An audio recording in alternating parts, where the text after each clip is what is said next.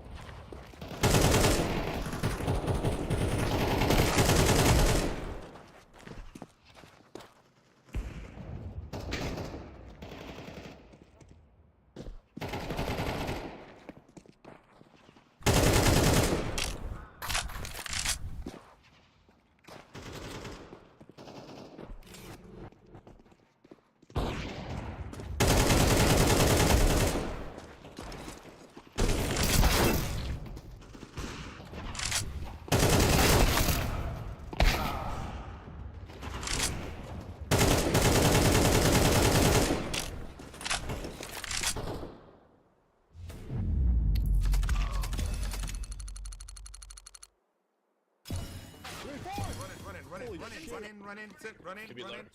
Oh, I'm blind. You get him? I'm blind. Blind. Holy fuck. Watch out. Go I'm out. blind. Car.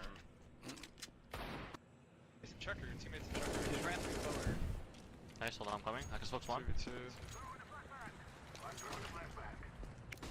Smoking Swan. Just hold man. One spawn. Playing triple. For checker back there. They're both there. Oh, no, they're not. No, B-man. Heaven. He's heaven. Might go back to Swan. Peeking off of you.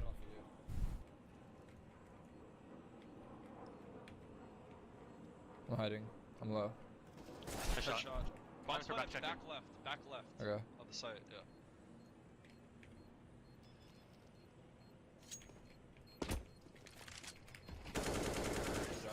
Nice round, bro. Nice. Nice round.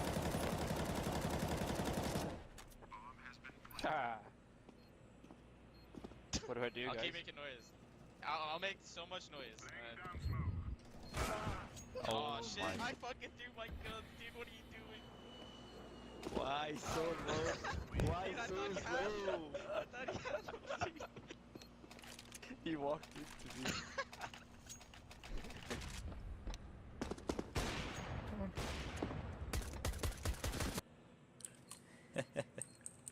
Man. Oh my god, I hate it. That was him, I guess. That's not usually A player. None of those guys were low.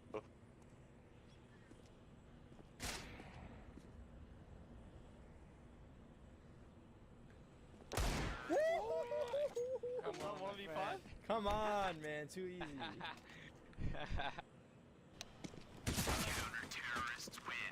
That's my squad, boys. One's on. City spawn, scout. Hey. Oh, he's triple, dude. This is literally how the comeback begins.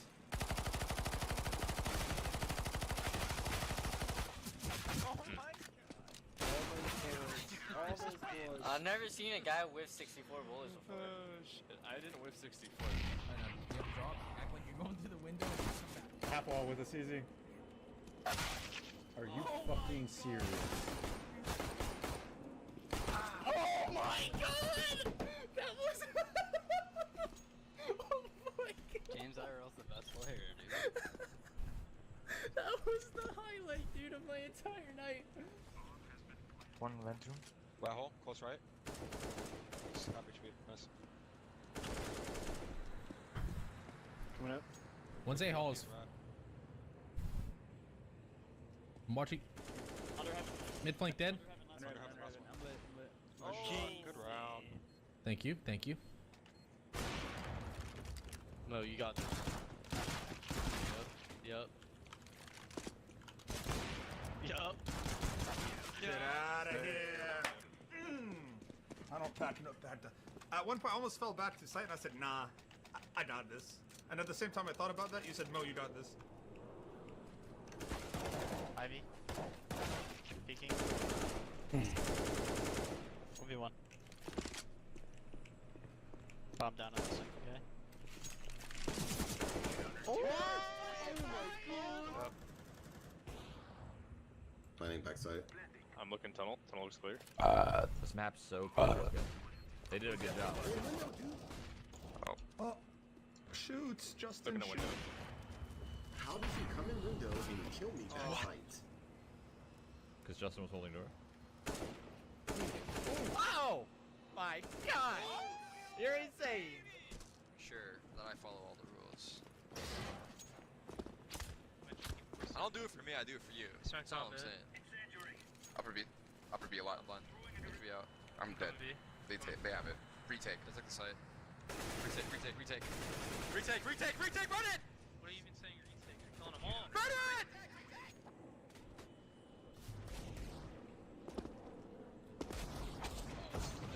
Fuck. We going in? Yeah, stabbed. What is he Nothing, gonna- he stabbed. I don't know, I think he stabbed. I don't know. I mean, Oh, he's all off. To your left. At least he didn't go.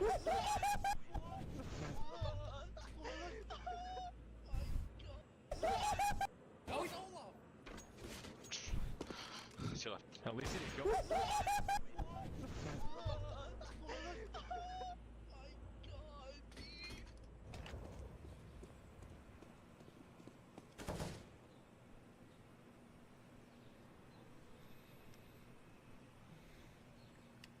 I was on a team with Days once before for like 2 weeks, and then I moved back up to New York City.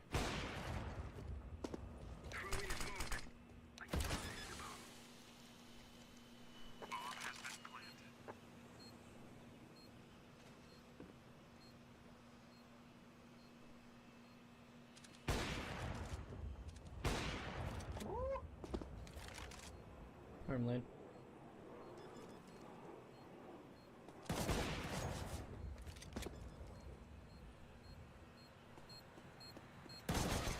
Nice round. He? Holy shit. Shit.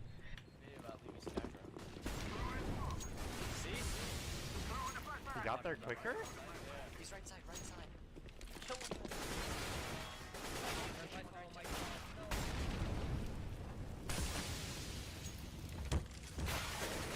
What the molly? So worse. Stan. Mullet. I'm bumping. Mullet over Sandwich one.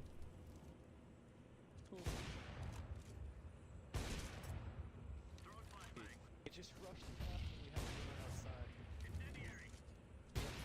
Ooh. That's why I need you. I didn't want to push ID. Oh, you're on.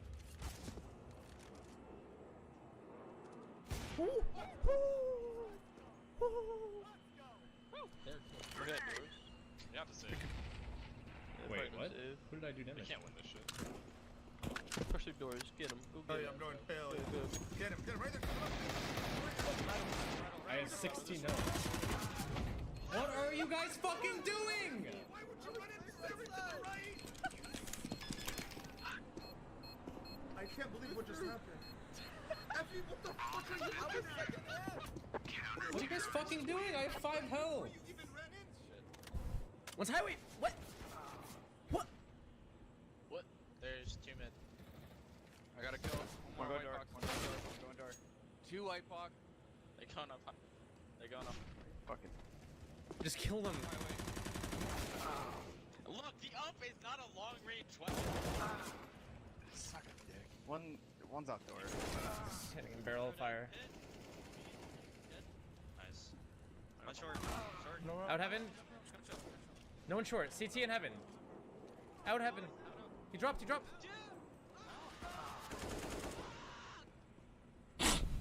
Someone dying?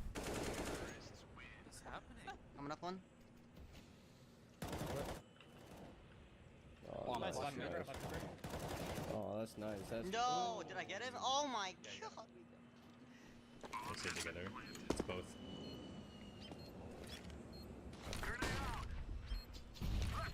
I needed a second earlier. Oh! Nice. Nice! Oh my god. The legend. Oh my god, you flash killed him.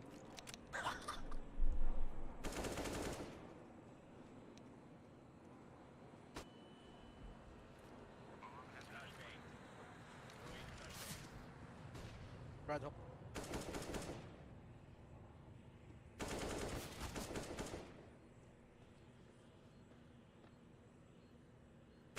Oh my god.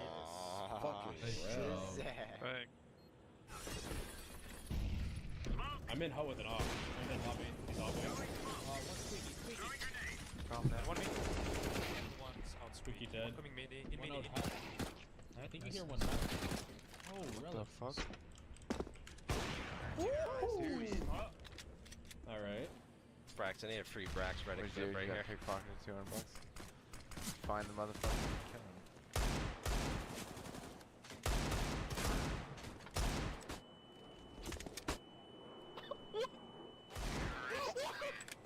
What the fuck? One's back on, back on.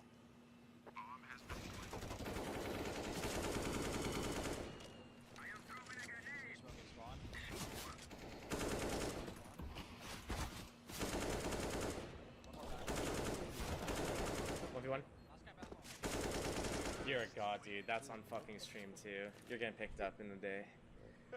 You're getting picked up tomorrow. All right, we kill him.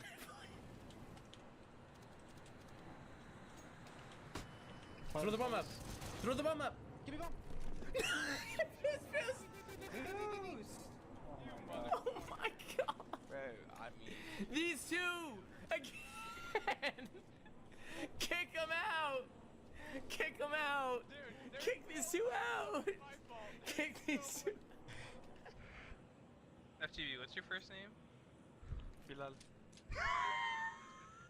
What? No! Why'd you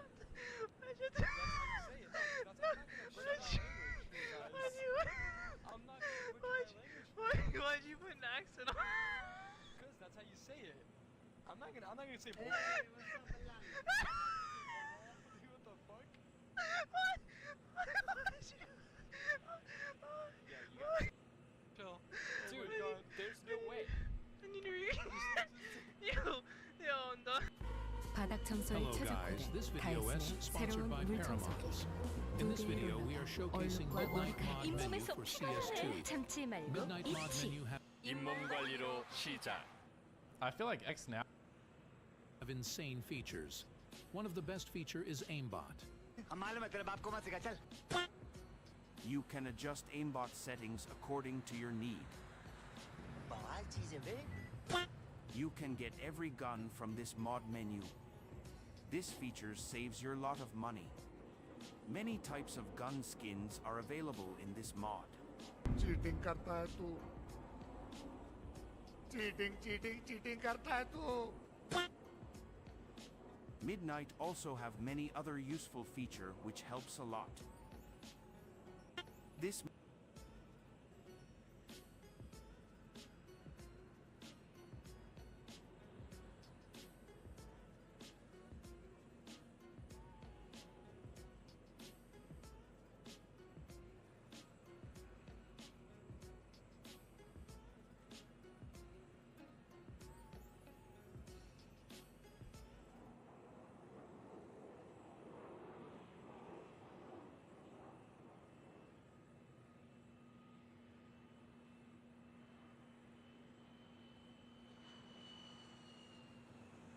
now is way less moderated than it used to be.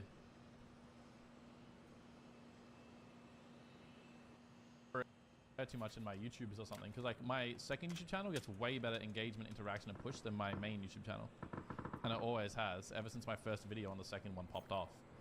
And then all my videos on my main are like twice as likely to get flagged for like well, I'll say the word or something because I'm Australian, and I'll get flagged for it, and I won't be able to monetize a lot of my videos and stuff on the main, but I never get that on the second. It's weird. I don't know.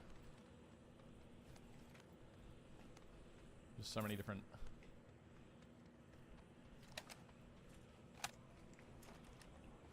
algorithm things. It's not like a level playing field anymore.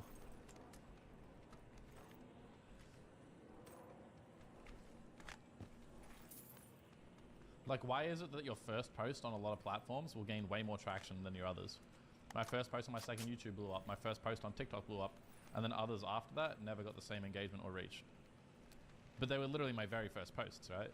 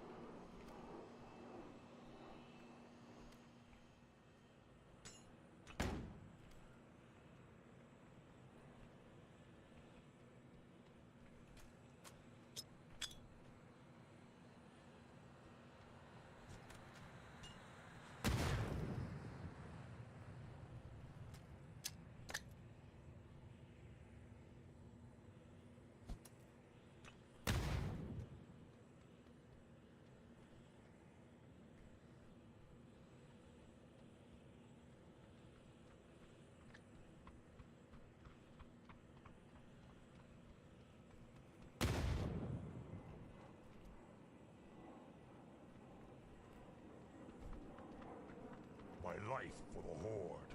Hell yeah.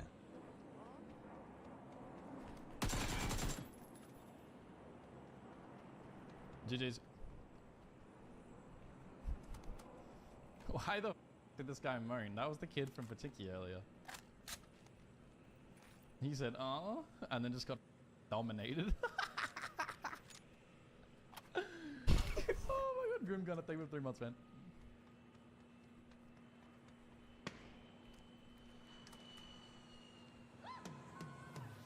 우리 세대 계획 없어 보인다고?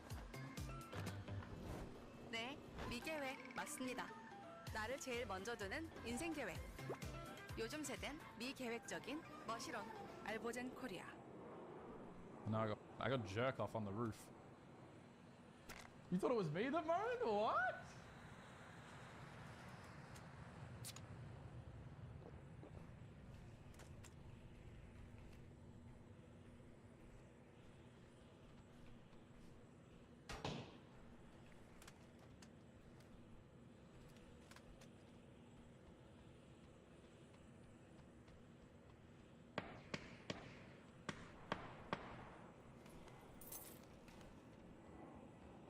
What?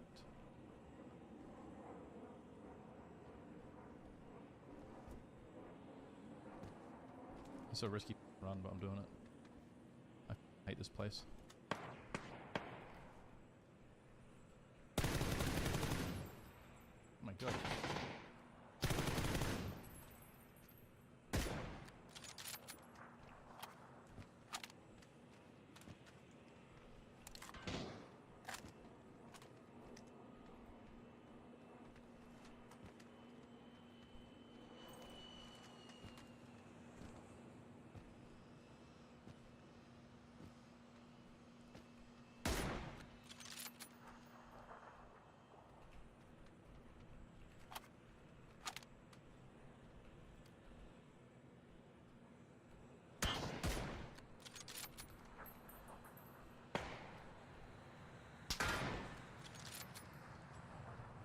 He knew it was me. But he is not me.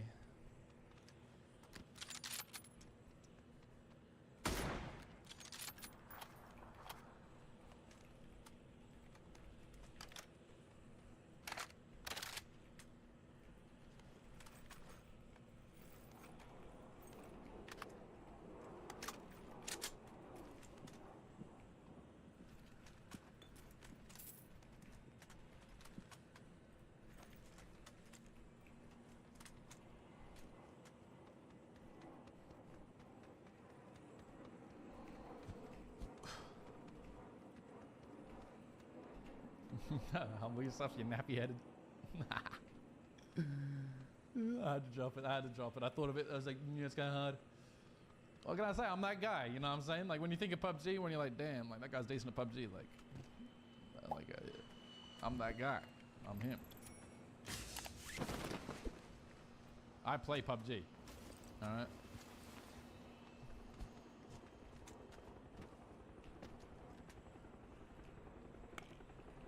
It's good for the first like 5 bullets, Kuzzy, but after that's ass. Cyclops, thank you for the 26 months, man. I appreciate that. What's up, bro? Technically, respectfully, Gunner is that guy. You're right. You're actually right. Which, in your opinion, is/was the best/funniest hot drop in the game, and why is it Hacienda? You're just thinking of Shroud. I think the funniest hot drop in the game is wherever the Vorson lands. Oh, I am the chief, getting grenade locks in the feed.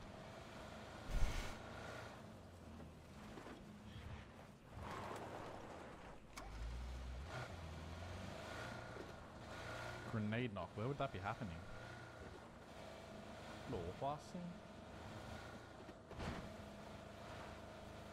Chief is dead. That actually had to be in because I saw one of them die earlier and I didn't see it within kill feed within a kilometer from the roof. Traveled east and then I could see it, and Mayran was out of range. So every time I say Mayran, I feel like an American guy saying Iran or something. You know what I mean? Like.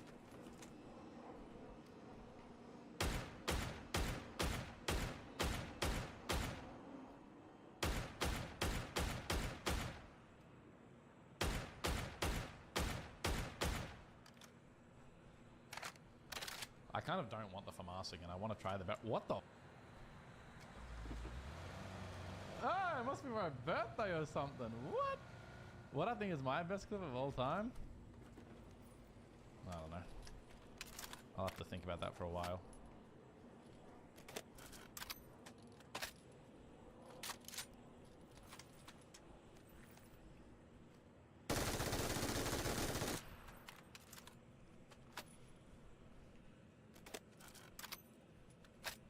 Do you go to vacation? Yeah, so once a year on like Christmas holidays after PGC, I'll come back to Australia and I'll just spend it with my family. I usually spend like 3 weeks in Australia, spending time with my mom, my dad, my brother.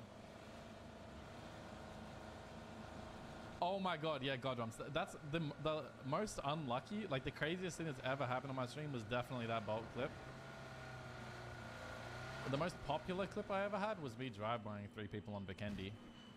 It blew up on live stream fails because I laughed like Mickey Mouse. But I mean, I deleted all my clips. My personal favorite clip, it was from ages ago. I actually have so many clips. I can't remember any of them though because I deleted them all. It's so sad. I have to go back and watch like a best of 2019. I had this clip from 2019 though where the Dacia drives past me and I crossbow him in the chest as he drives past. And then he hits a rock or like a ramp and does a barrel roll, and while he's in the air, I one-tapped him with a revolver. I'm really proud of that clip, but I don't think I can find it anywhere. No chance. It's on my YouTube somewhere, actually. I don't even know if I was streaming. That Modesty video is crazy. I saw him on the friends list, but didn't expect it. I love playing with Modesty, man. He's so crazy. Bit is so dope as well, man. They're such nice people. I'm upset that at the Esports World Cup, the timing doesn't line up so we can watch the Counter-Strike. Like, PUBG is one of the last games to play. So when we're there, it's like PUBG, Tekken, and something else. And the first games that are opening up the Esports World Cup are like League of Legends, Dota 2, Counter-Strike. Like, it's crazy. They have the sickest lineup of games.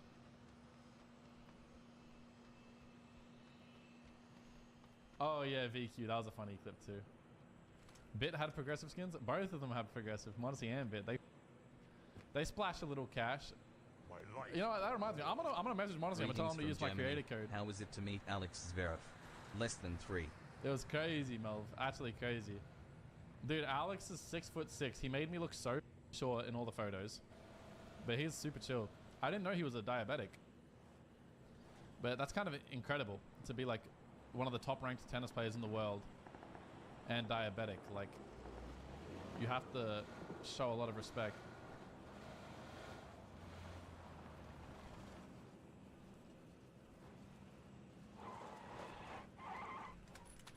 He takes insulin shots mid-match? I mean, you would have to. He's doing a crazy amount of work.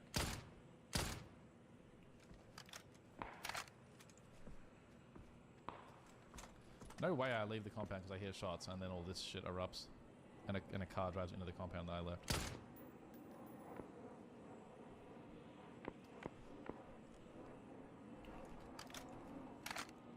I love when you shoot one bullet at someone and then they just completely don't react.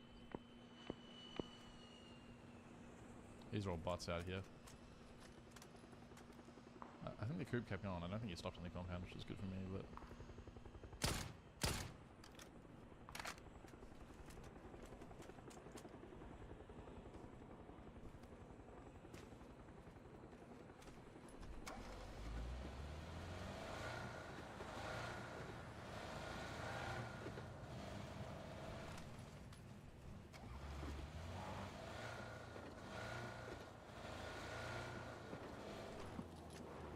It's funny, I was in the gym before I knew that I was going to Austria.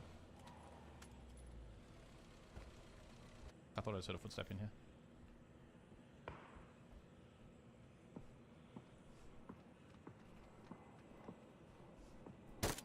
Almost clicked.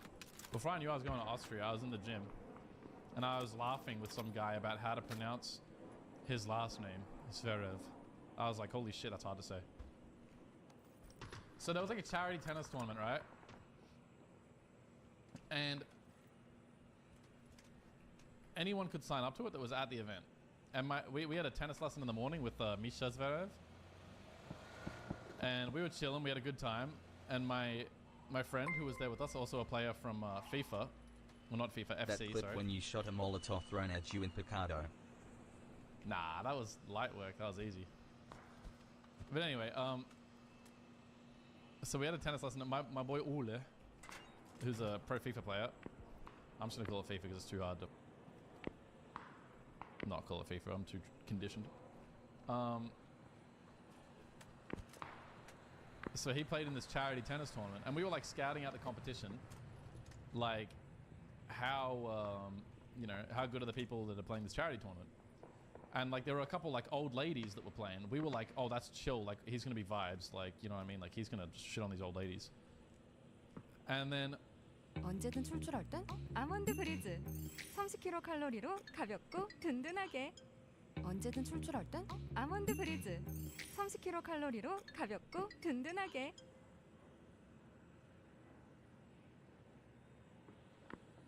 one of the old ladies we sat down to watch was just sending screamers, bro. Like this was the most athletic old lady I've seen in my entire life. Unbelievable. I was like, what? I was like, holy shit. Anyway, we found out later that it was Alexander's mum. Alexander Zverev's mother. That's why she was so good. We're like, oh, that checks out. Bro, she was insane, bro. We were like, oh, like, hopefully he gets back against her. No. Bro, she was cooking. Unbelievable tech and athleticism. There's two teams on edge over here.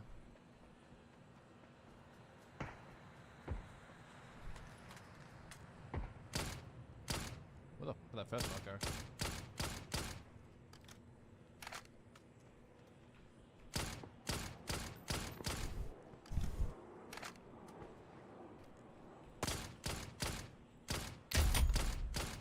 Dude, this guy's got the goofiest movement I've ever seen.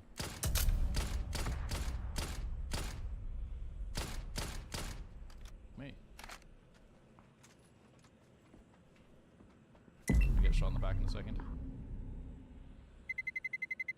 Let's roll.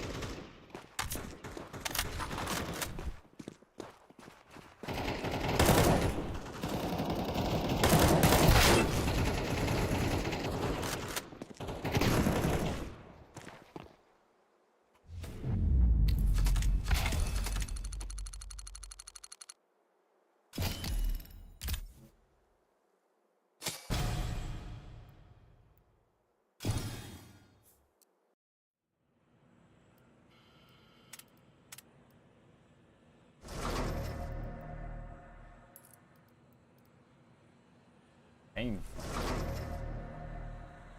Oh. Heck new, bro. Bro.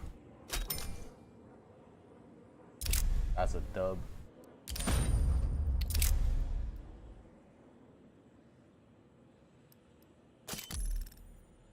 Hello. Oh, that's 10 cents. Dubs big.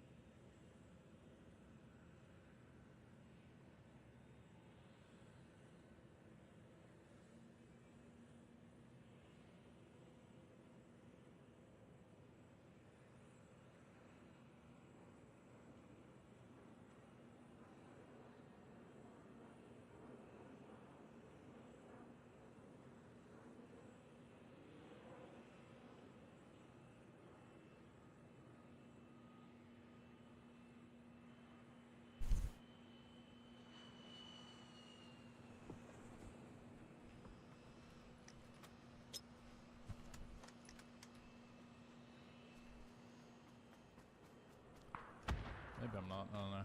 I don't know what's going on. I saw a thing in the north earlier. I'm just gonna go to the houses, man.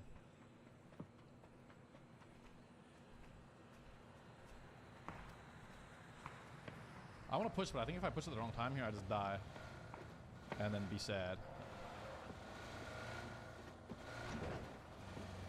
And if I just do this, I think I can just kill them right off the hill in a second, and it's much more enjoyable for everybody.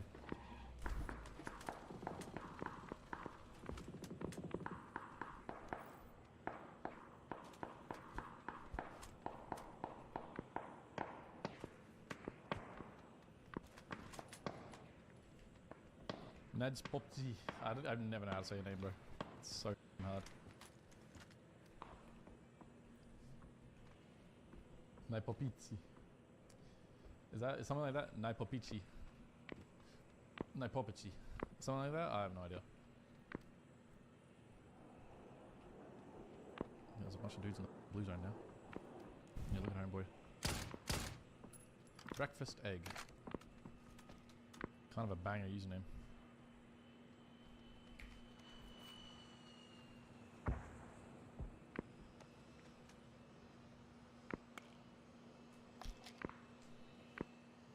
Who's that Man City guy? The guy that I went with? So I went with this guy called Saul, who was the manager of Man City esports teams. So like they have like a FIFA team, Fortnite players. They have a bunch of players. And then I went with a Man City player. And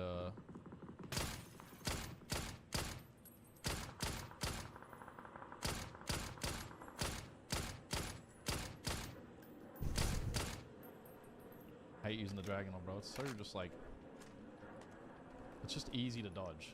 It has so much recoil. It really does not take a lot of skill to dodge it. It's very difficult for me to hit my shots. I guess there's just no one in this compound over here because these guys will be dead already, so I can do this.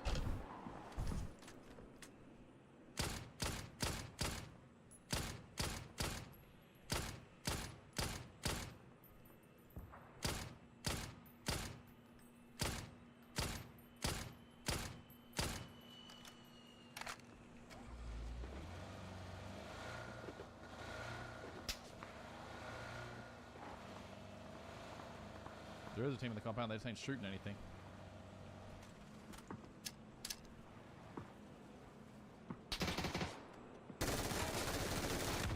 Oh, that's such a hard spray, Ollie. That was insane.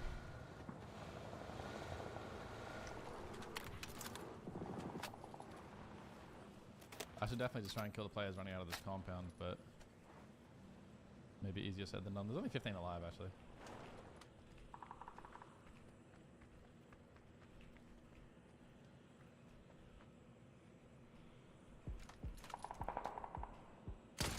Dude.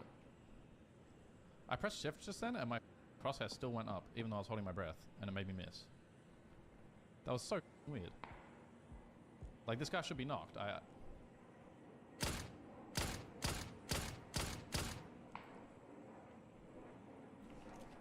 That guy 100% should have been knocked. I just got cheesed by the game.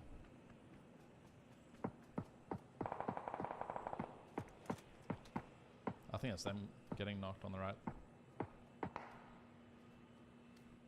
Okay, he knocked one and they got knocked. Alright, I'm gonna keep it real. This game will be a free win if I AFK'd. I'm gonna end. I just want to play the game. I want to use my MD3 a bit for fun. But this game would be a free win if I just chilled right here.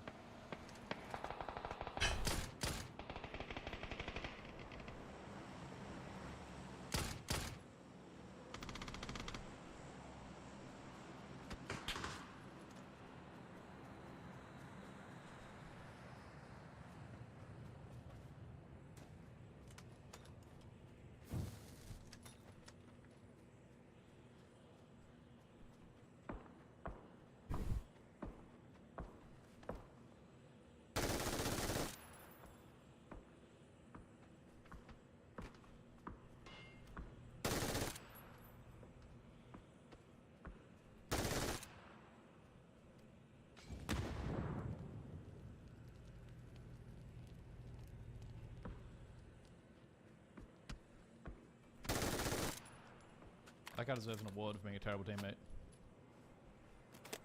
Storm, earth, and fire, heed my call.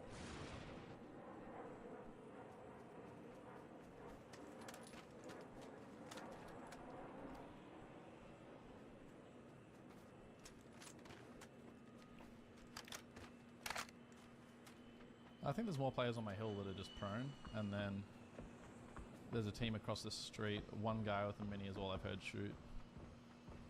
And there's not a lot for these players to play. At least 2 more guys on my hill. 3 guys on my hill. Okay, now it's a 1v3. It's kind of impressive that they didn't shoot for so long, right? Like, isn't that insane? I cleared like half the hill, and they were doing nothing.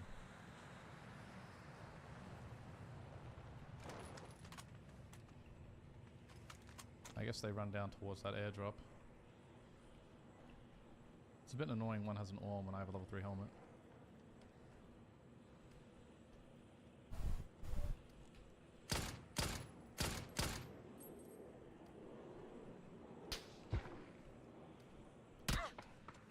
It's so cringe, man.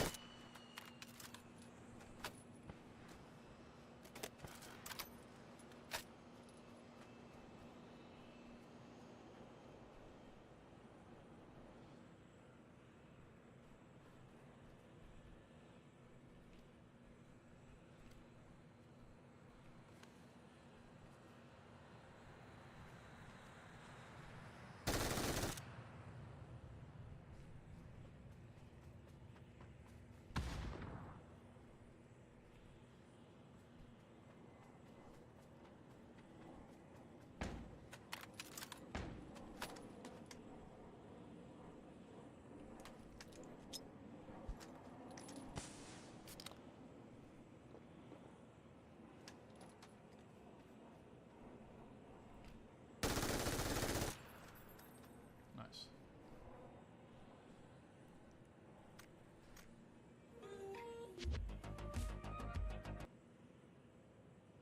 I've just finished a video and the thumbnail, and immediately I'm jumping back in. It's like anything in life, if you...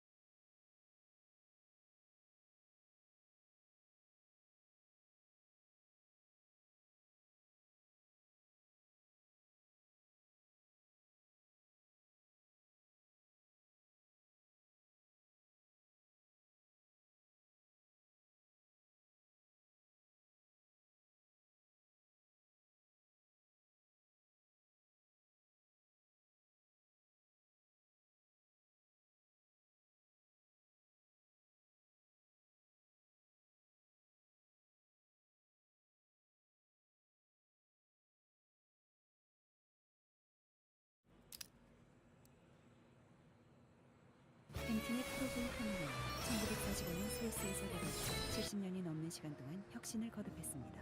새로워진 펜틴 프로브이 포뮬러는 모발에 즉각적으로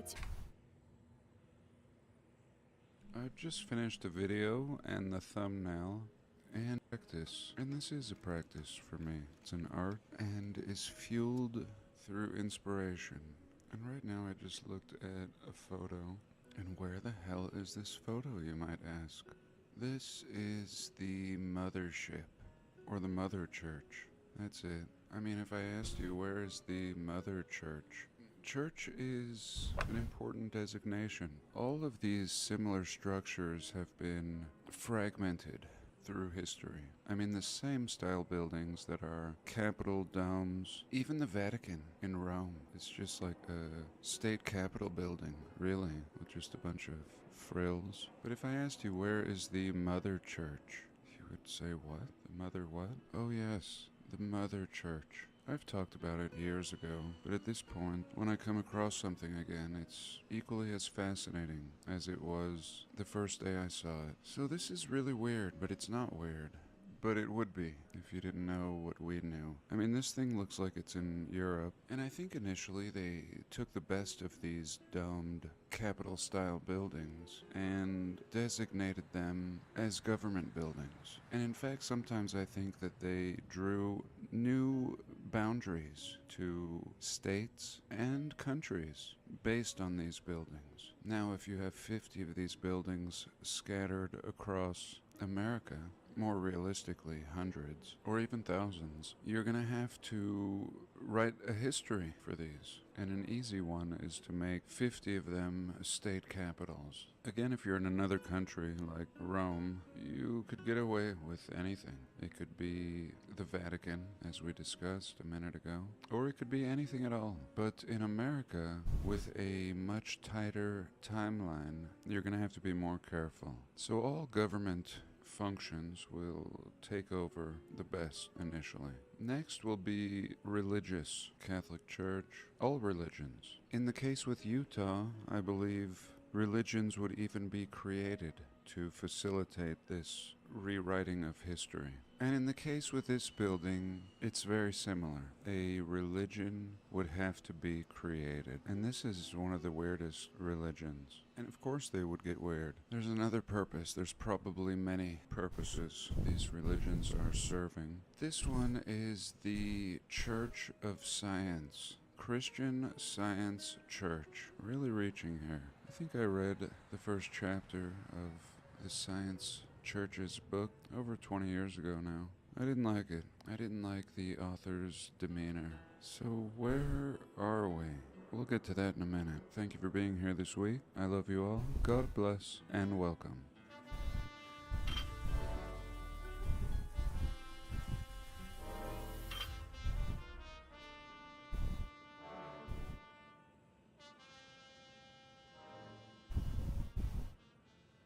So where in the hell are we?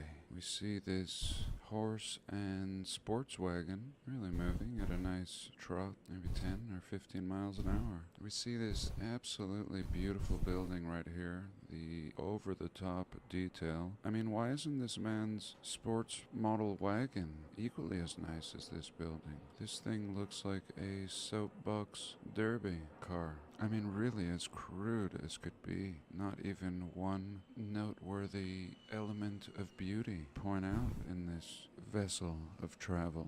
Here we can see perhaps his daughter, and he really looks astonished at what he's seeing, taking his eyes off the road for a minute, and I would too. This thing is sick. What is this? On the right side here we see what looks like a type of church, but this? Where are we?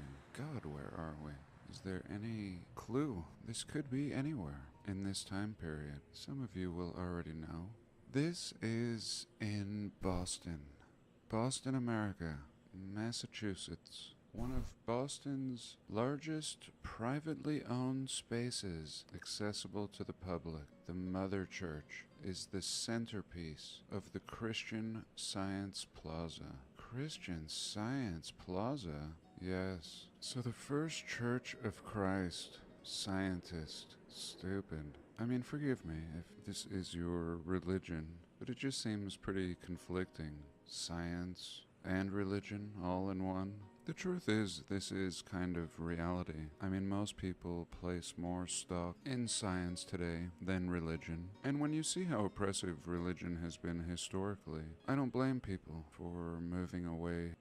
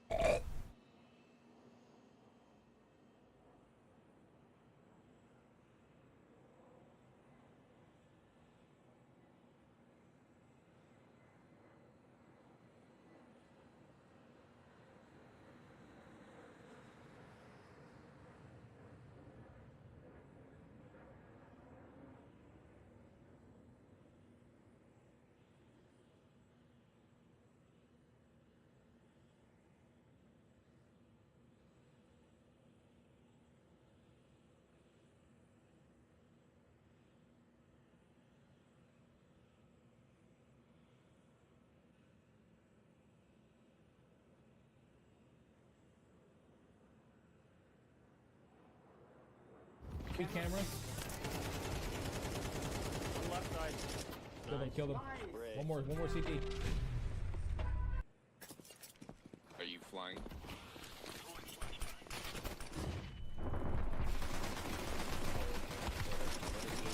Such a game.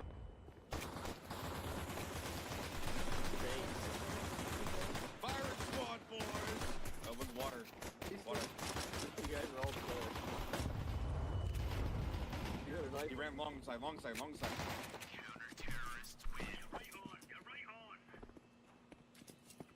2 mid, top mid. One more.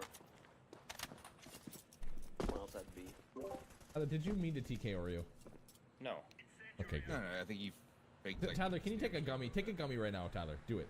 Take a gummy right now. Tyler, do it. I promise you, today will be a beautiful day if you just take a gummy right now. Okay? Oh, he is mad, but he's not mad.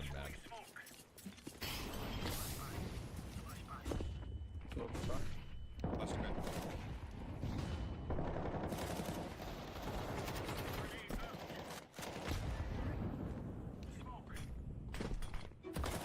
One drop.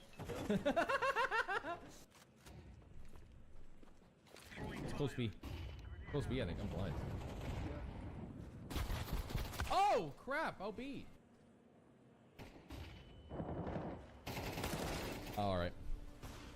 The fuck was that flash? Good try. I hate this fucking guy. So, oh, it's you, Ruff. That's why we're gonna lose this round. Yeah, okay. You gotta make a move, dog. You can't just hide behind a pillar, you fucking hot pocket head. I just died there, man. No, I know you. What are you in your fucking head, dude? You playing Minecraft? What's going on? Okay, yeah, no worries.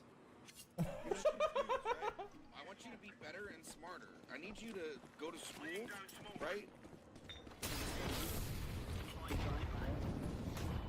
Oh my god. Two mid. Ruff, I need you to be better at the game. Canal, dead. By tomorrow. Who? I'll get you ace. This guy's outside B player always. Anybody want to just toss a fucking banger outside of B on this motherfucker? From 3, 2, 1. Ooh, that was kind of.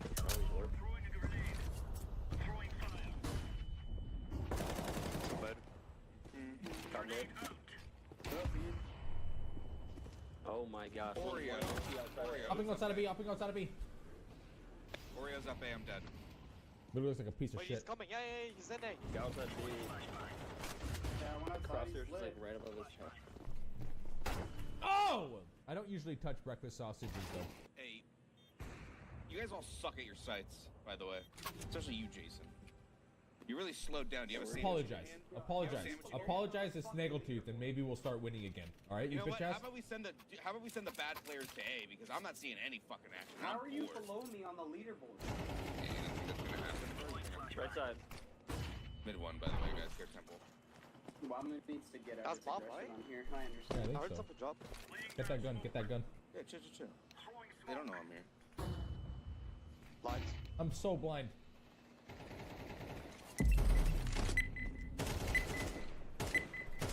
Wow, you guys are amazing. Nading this bitch. He's in spawn. T-spawn, He's in spawn.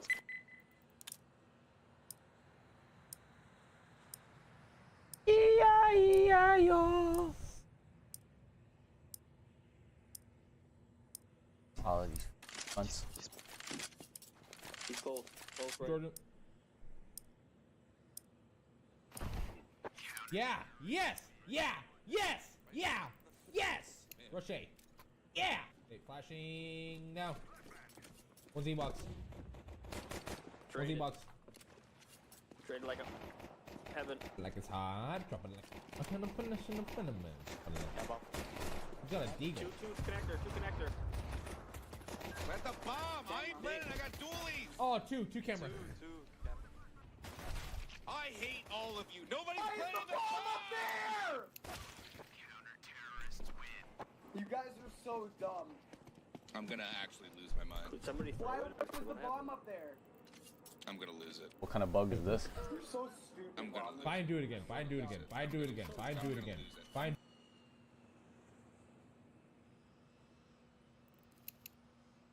Hello? What's wrong with this game?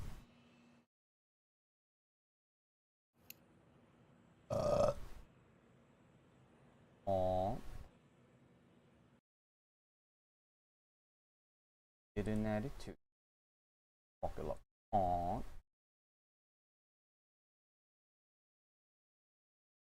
Don. That Gaddick don't win. What? So it wasn't even. Didn't even start. The hell? The hell is this?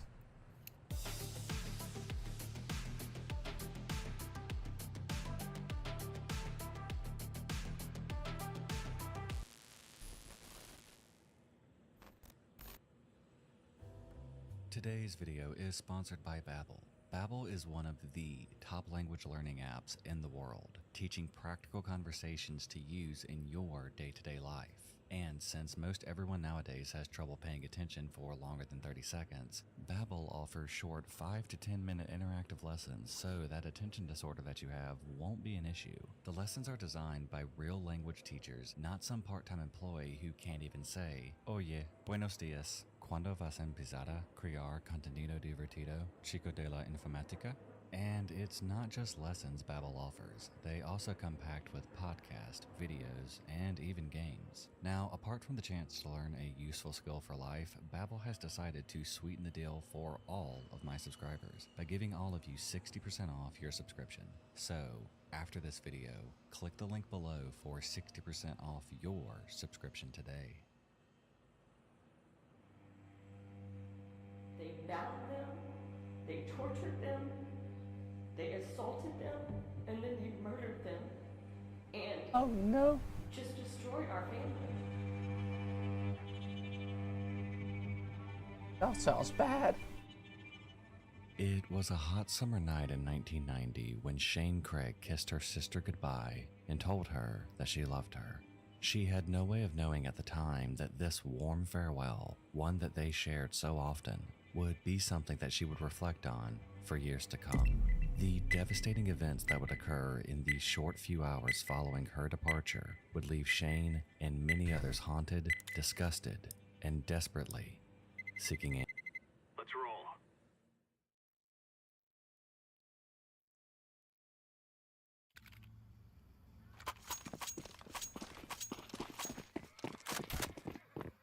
Oh, what happened to my M4 skin?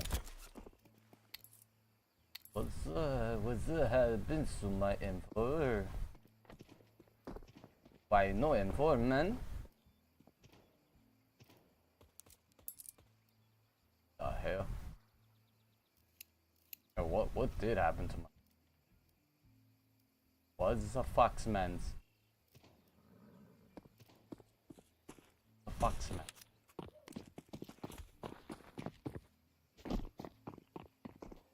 Oh really? Change it before the. Oh, get me out. We are Oscar Mike.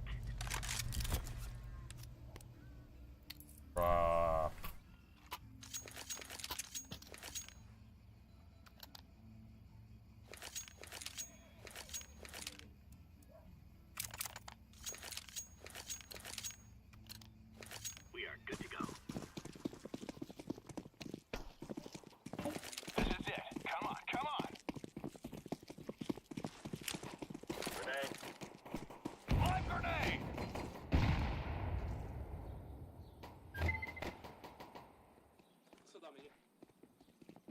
Fire in the hole.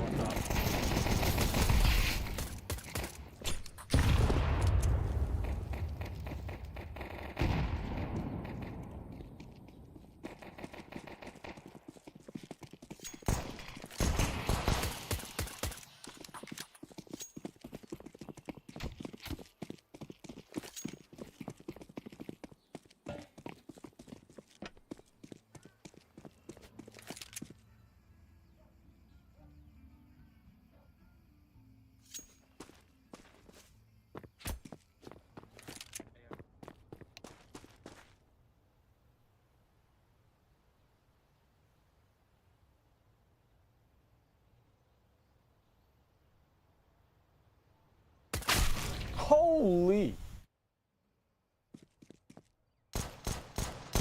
Counter-terrorists win. Gone.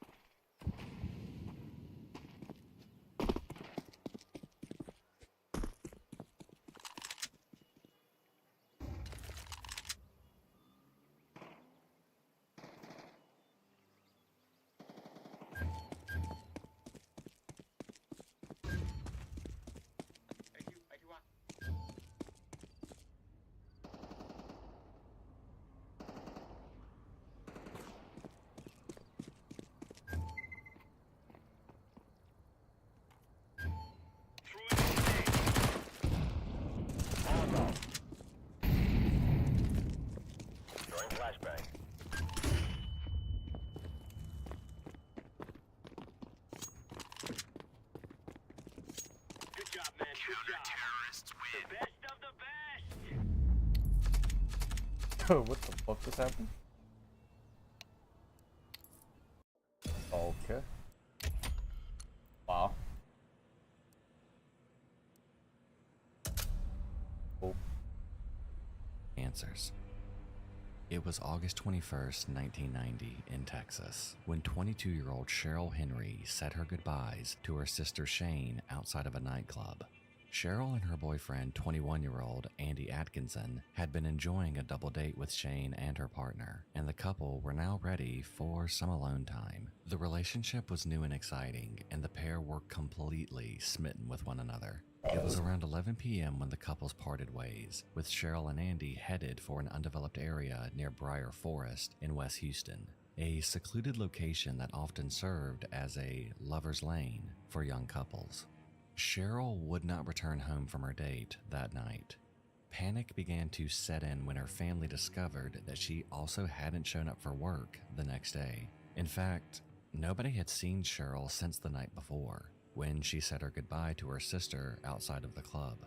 Her family was sick with worry and contacted police that morning to report her missing. Andy's grandmother, whom he lived with, also began to worry when he didn't arrive home. She called Andy's father, Garland, with her concerns, but he wasn't too distressed, initially believing there would be some rational explanation for his son's absence. I said, he had a date, he'll be 22 in 2 weeks, maybe they went somewhere together, you know? They are adults.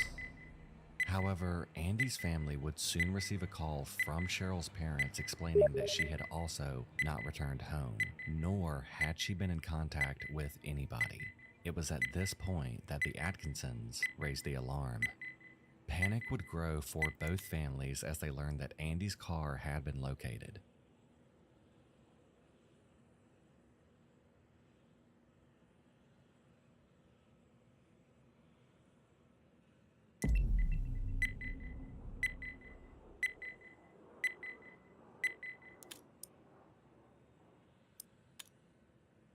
Oh, I forgot to change. Let's roll. Bodie.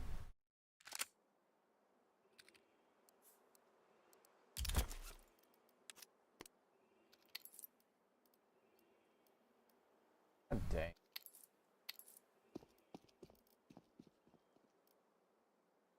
What the hell happened?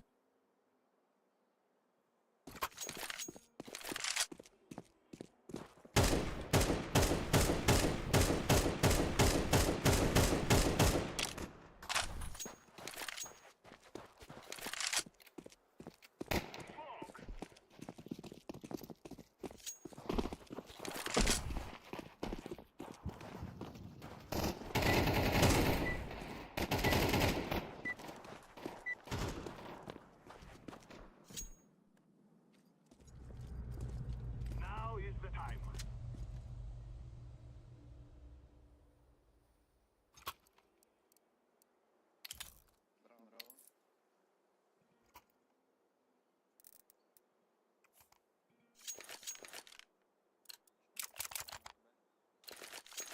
This is easy. We kill them, and then we go home.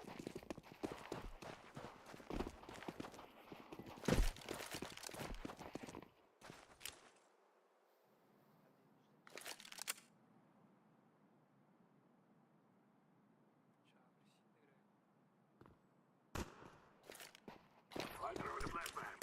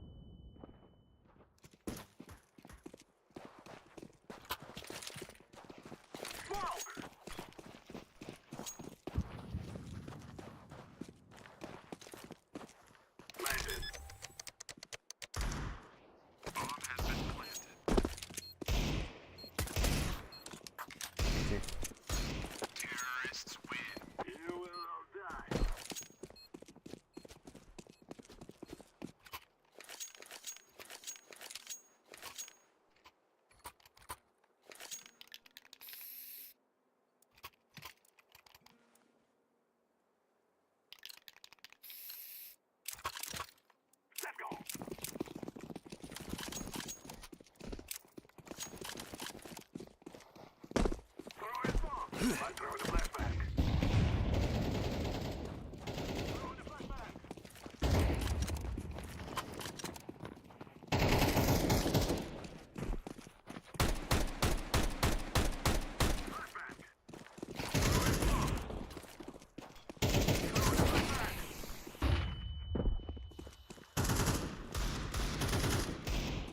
I've planted the bomb.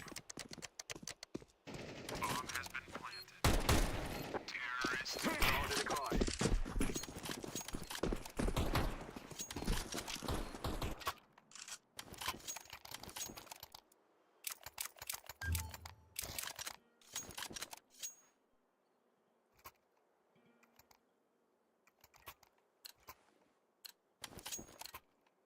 Forward.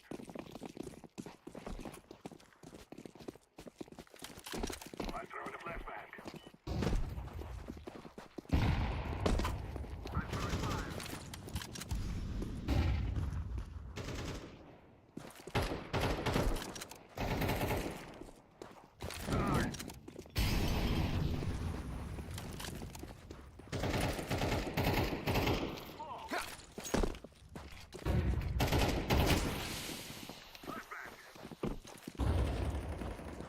Activating the bomb. Bomb has been terrorists win. You have stupid to think you will win.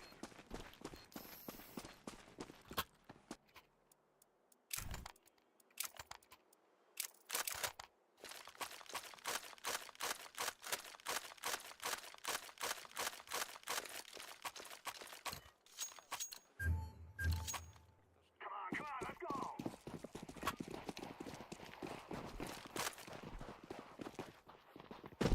Smoke!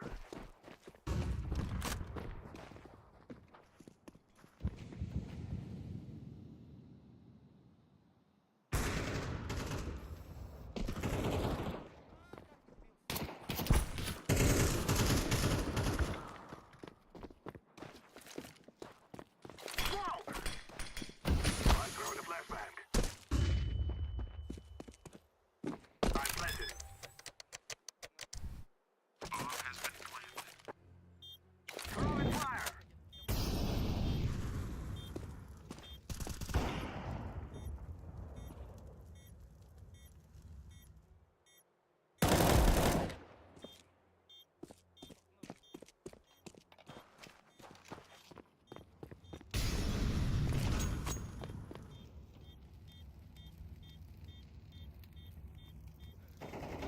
Terrorists win. We cannot be killed.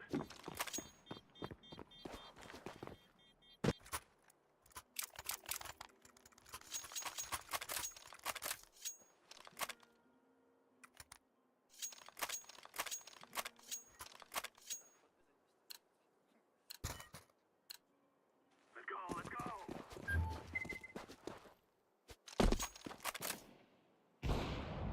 Flashbang! Throwing smoke!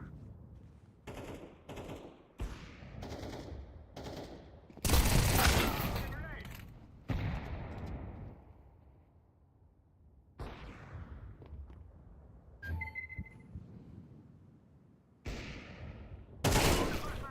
Look at this boy's view model. Holy. That's a gangsta view model. Only thugs use this.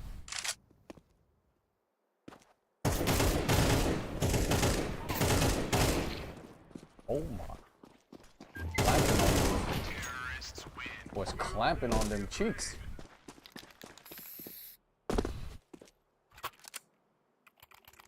Ruski da.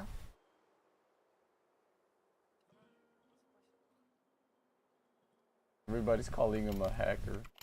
But he doesn't play like one. Let's go, my brother!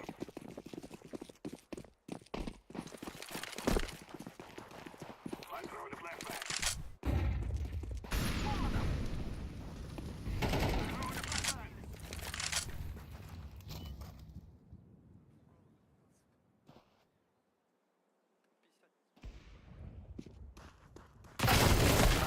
What in the fuck is that?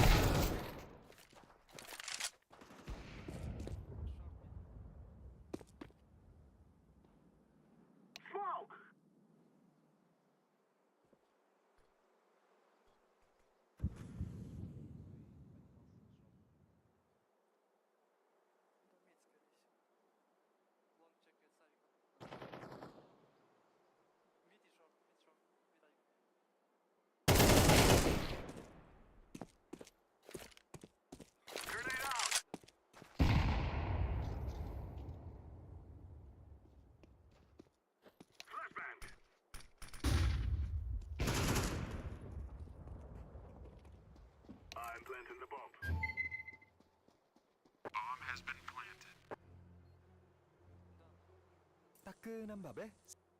Hello, please do me a favor and follow me on Instagram. Thank you. Bye. In 1066. However, it is also known for the murders at Little Bridge Farm.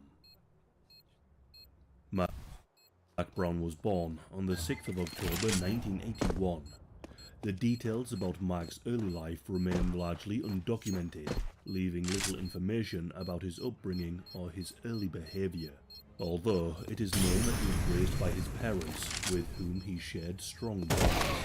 But between 2017 and 2018, both of his parents passed away. This resulted in a change in his personality, and this was noticed by multiple people who knew him. Mark Brown was consistently described as unassuming, reserved and hard-working, embodying the typical working-class persona.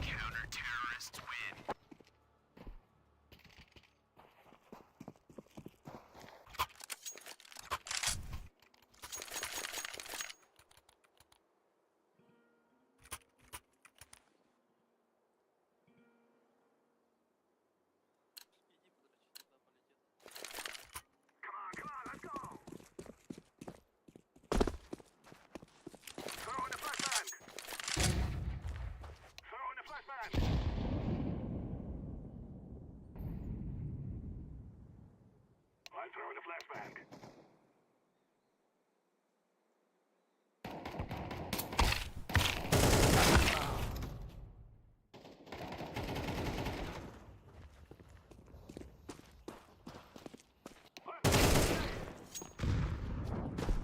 Activated the bomb.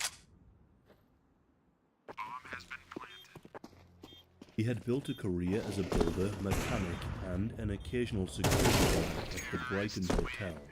But with a £100,000 inheritance from his parents, he rented a 4-acre plot known as Little Bridge Farm, which featured several outhouses, shipping containers, a pond. 새로운 다운 싱포스트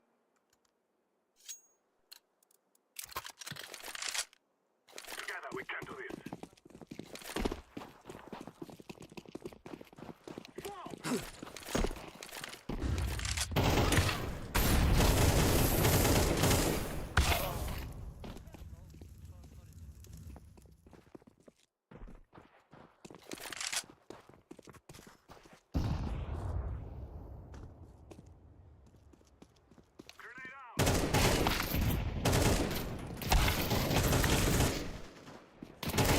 Terrorists win.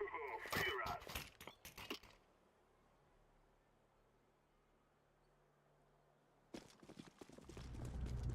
Remember, this is in bandit town. country. Shoot everything that Court of law moves. being guilty of the crimes he's suspected of. He's been proven to be guilty of a lot of other things, but not these specific crimes.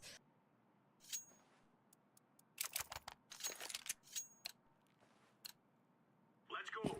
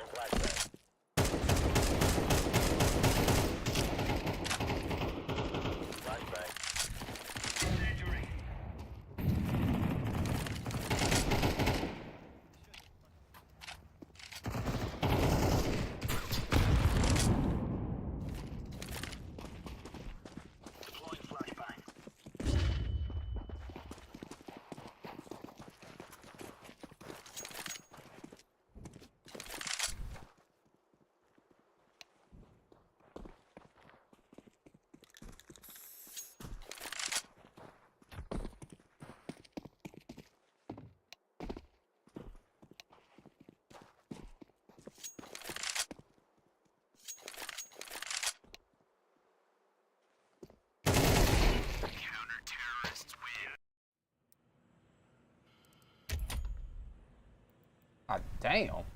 A whole ass AK, bro. There is a lack of concrete evidence that authorities could get their hands on, but also the statute of limitations in South Korea. Even if they were now to find a mountain of evidence of, hey, we had a child serial killer on our hands, it would be too late.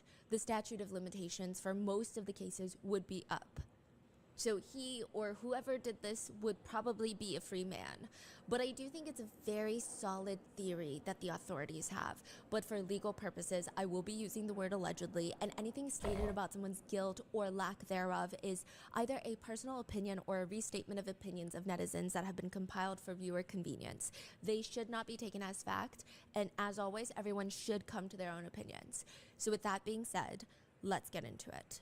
The producers of a famous Korean true crime show get a letter from a man who is in jail for essay and kidnapping, which is kind of odd to say the least. They usually cover crime stories, and more often than not, the producers are the ones reaching out to the prisoners, begging them, like, let me come see you and do an interview. What's the show? It's called Curious Why. Why would he reach out to want to share his story and have it broadcasted to the whole nation? It's a little weird.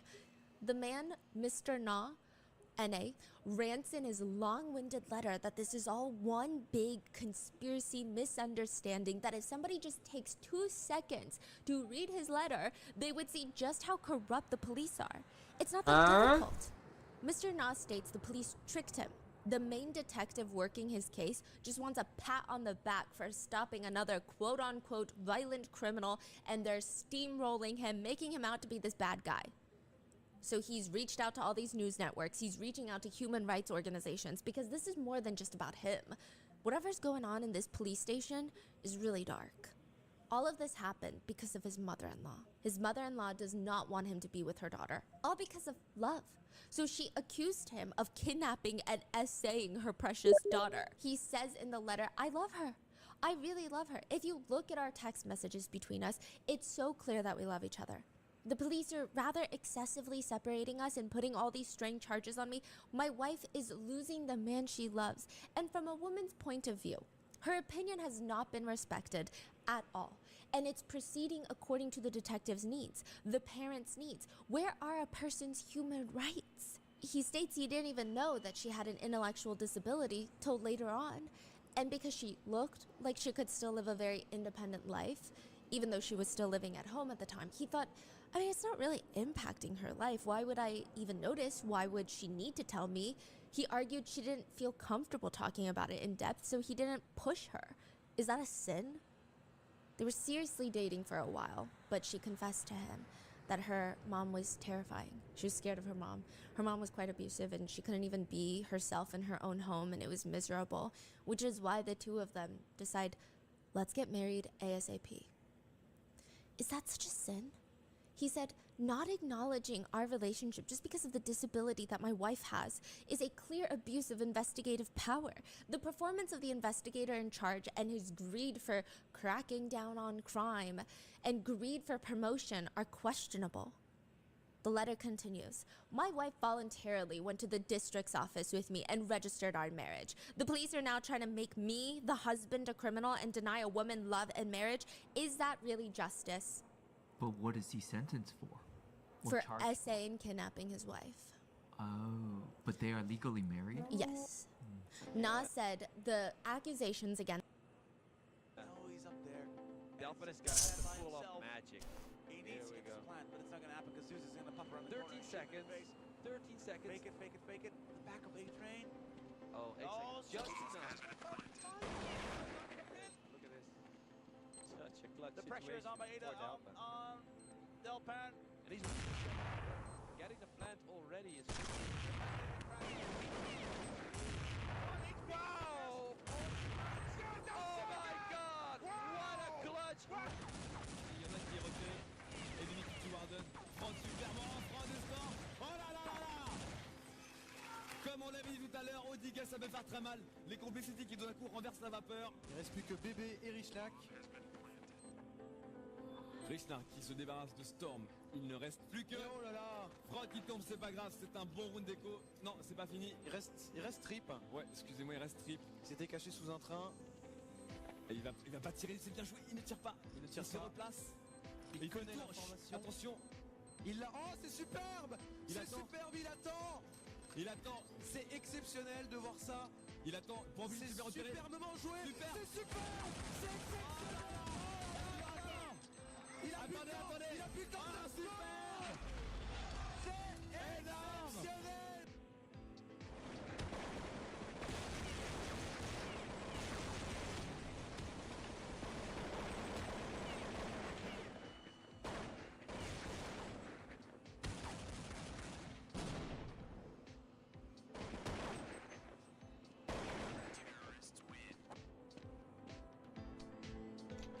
Gut.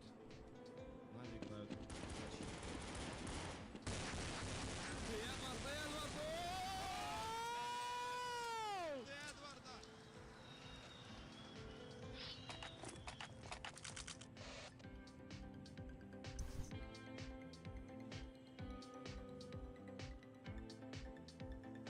So, this for the opening kill.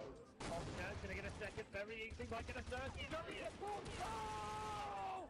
That is brilliant!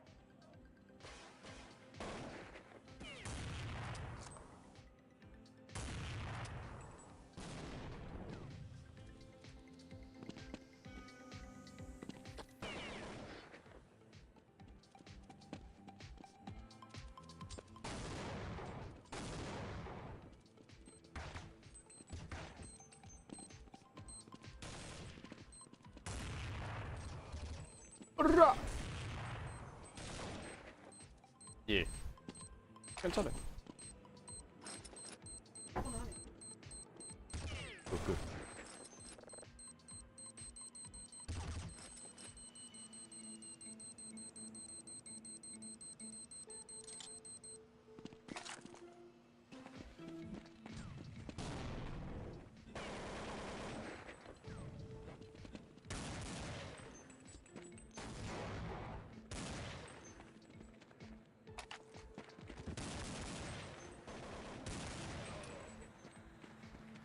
어이씨 뭐. 링어. 링어.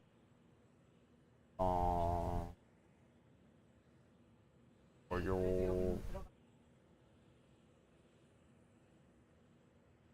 잔뜩 묻어요.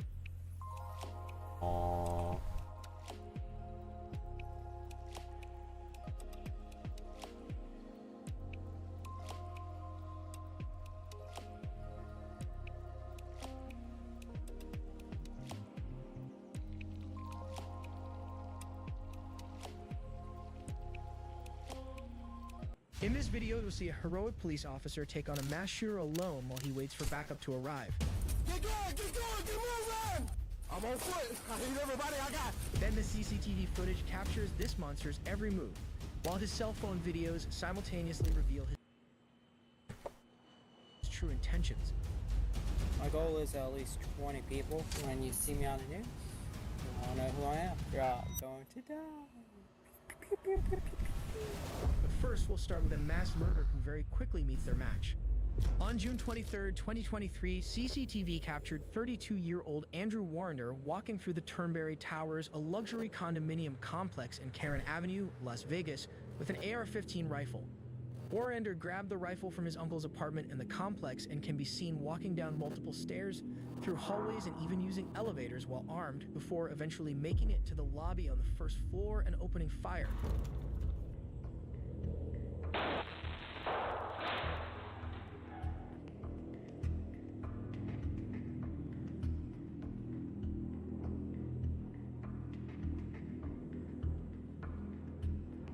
Fortunately for the employees and the residents of the complex, Warrender was only able to fire one shot before his rifle jammed. As he tries to fix the malfunction, a guard steps up and fires back at Warrender, shooting him several times.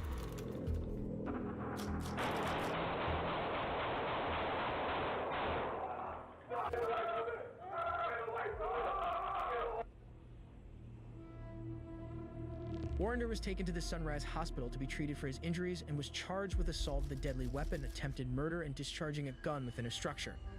The residents of Turnberry Towers had luck on their side.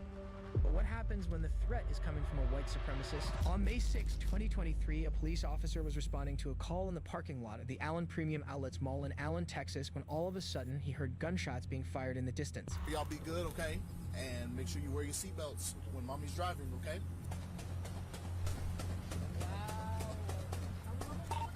145, I think we got shots fired at the outlet mall. I got people running. Get going, keep moving! They're moving further away from me. Without wasting any time, the officer grabs his rifle and sets off to address the threat. He runs across the mall for approximately 2 to 3 minutes, all while gunshots can be heard throughout. I'm on foot. I need everybody I got.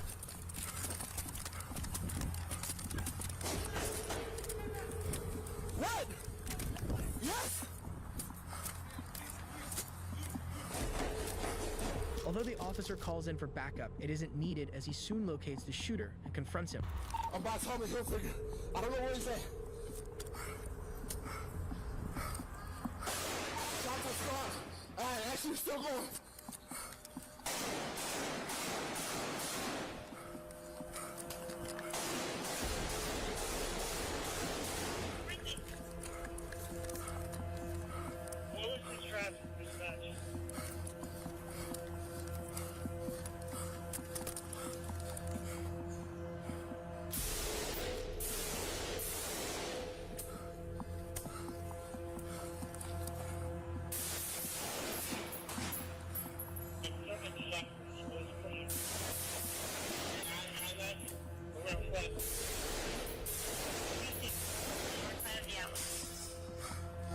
Shots fired by police. I got him down.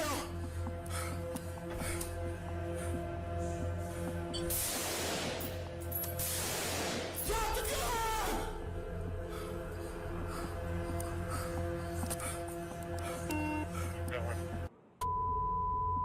Within just 4 minutes, the officer manages to locate and neutralize the shooter, who turned out to be 33-year-old Mauricio Garcia, a white supremacist who was well known for spreading his neo-Nazi and incel views online. He was planning an attack like this for some time and posted this chilling video a few days before the attack.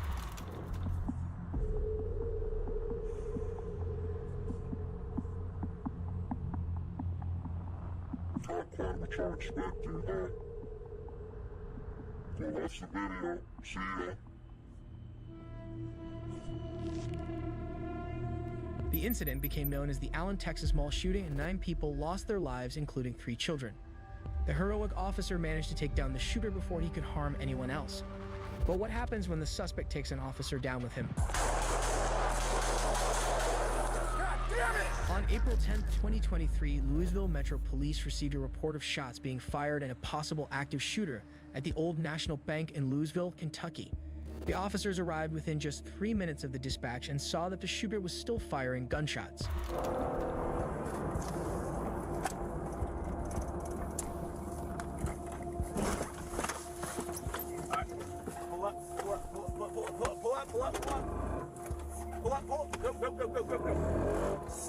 Stop right here. Back up. Officers rushed. You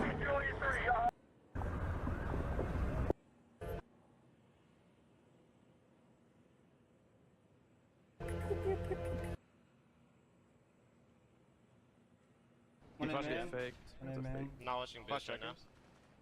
This game's broken. 1 point checker. Snack. Nice. One more. One's in B. I think Oh my gosh. holy shit. Highway dead. Blind mid. One more highway. Z. Go B, it's that mid. Straight back. I love you guys, man. Sitting under the window, dog. I'm sitting zoomed in.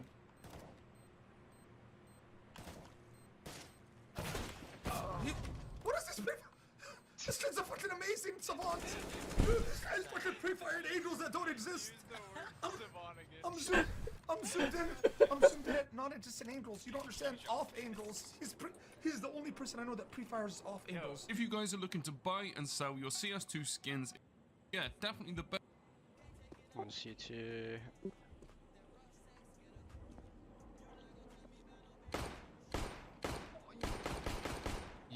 Wait, he's AFK? What the fuck? Go down ladder, just run. There's like three in here. Probably hell or bomb ground. One Z low and one back pop. Mid bomb. I'm watching Z. Nice. Watching the backside. Backside one.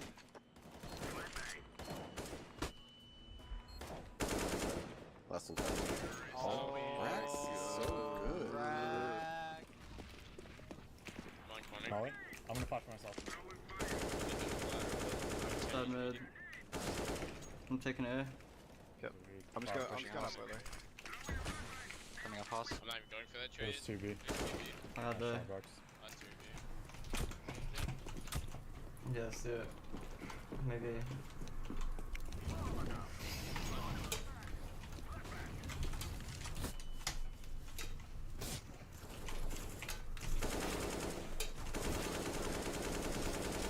Oh my god. What the? Yeah, it was strategic, don't worry. I'm watching. Hey, careful now. Oh, is he fork or what the fuck? Yep. Yeah, confirmed. I had a feeling.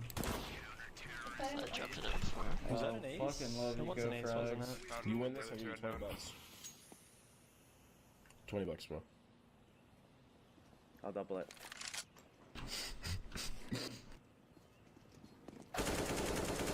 Oh my. What's your PayPal? What's your PayPal? I'll actually give it to you. Oh my god. Pushing me? Pack 6. G-box.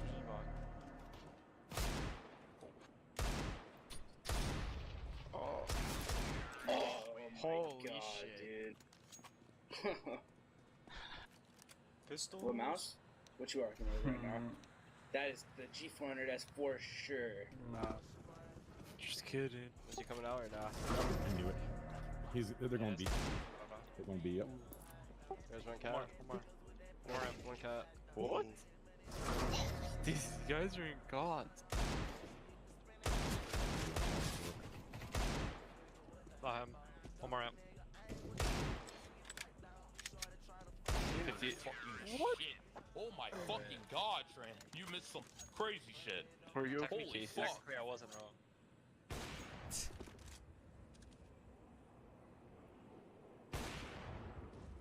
Alright, you ready? Reddit clip, inbound. Brax 1v5. Brax with an op. Brax 1v5?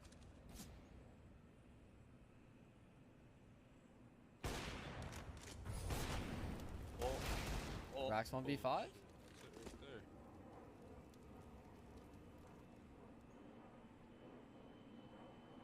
There's no way. Fucking knees are quaking. Hey, thank you, 666. Yeah.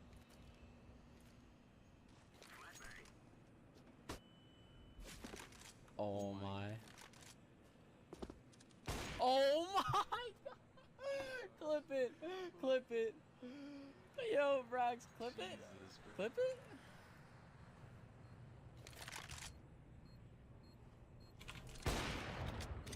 I think he's still in kitchen. He's like.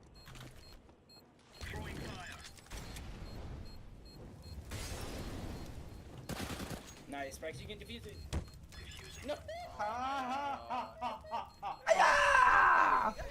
Oh, do I have it? Nice. Yeah.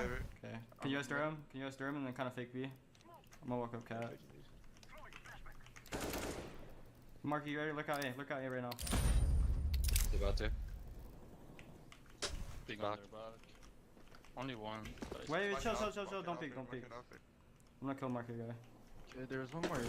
I don't know where he's at. I got that. One more A, B, sorry. Where at A was Close. He was close at B. Under the bar, he was. I'm clearing. Wait, I'm jumping cat. I'm dropped out then. I don't see There's not B. Close. Where? In front of people. Dead. Looking for you. Nice, Brax. Oh god damn it, why you kill everyone so fast? Let's see. I'm so bloody right now. 1Z. Back bomb, right side bomb, guys. Right 1Z, side bomb. 1Z. I'm holding Z. Z and right side bomb. Everyone start throwing That's Z. No, right side bomb. another. He's off side bomb. Side bomb. Oh. Inner player and Ivy player. Which way? 20 seconds. Yeah, to your left. Yeah.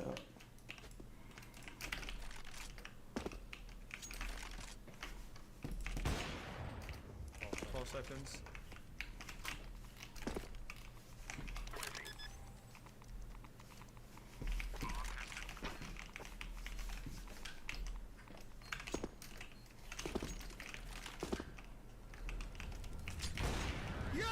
Fucking shit, bro. 3v4, stay alive, guys. One's fire, one's fire. One triple. Pushing. Okay, one triple. Brax with sight. Just stand with. Oh my god, did him in the open. Are you guys fucking kidding me with that shit? Fucking health, dude. God. Fucking awful teammates. Fucking so awful.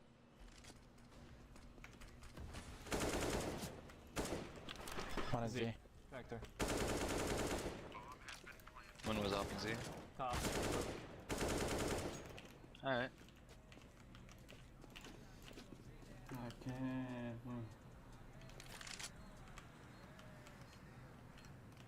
That's just cash money right there, bro.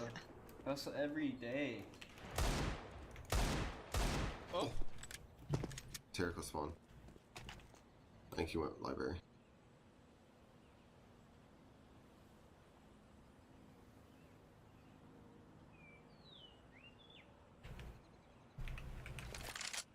I watched him stay across from the crack. If he didn't walk out already. Oh.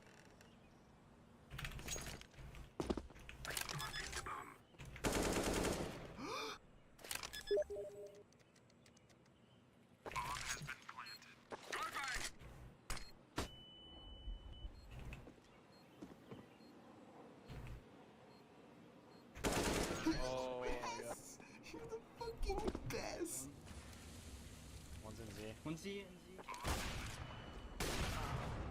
Flanked. CT spawn. One Z. Liking the guy. How am I getting so gay?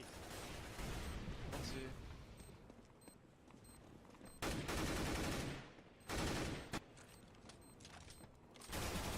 Oh, the jumping CZ, dude.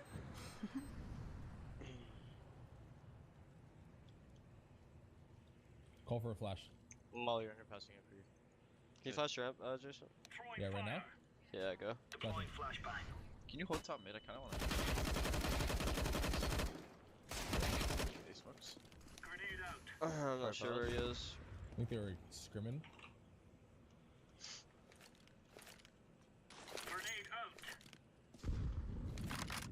You flash over ramp? No. Yeah, flashing over ramp.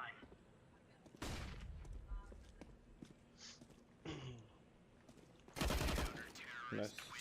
Good flash. Mini bit low.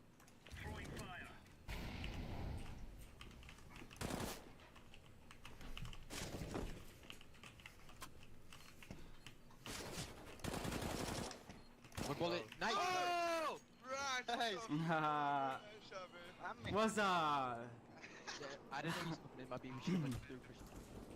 Two things, man. Oh my god. Stairs with a fucking AK, dude.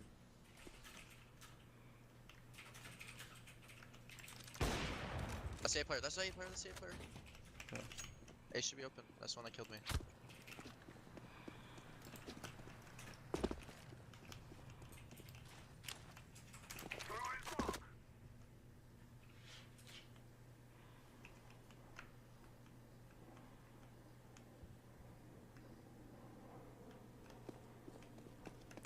news, doesn't he? You won, bro. Activating the bomb. Bomb has been planted.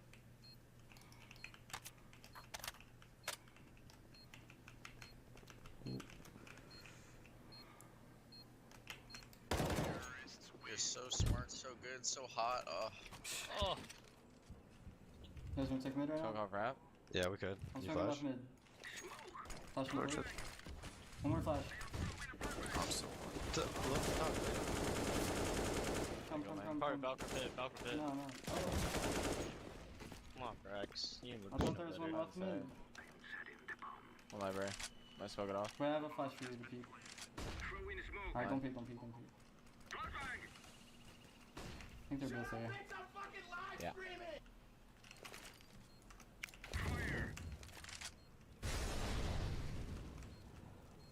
I'm flashing lane in a sec. Okay.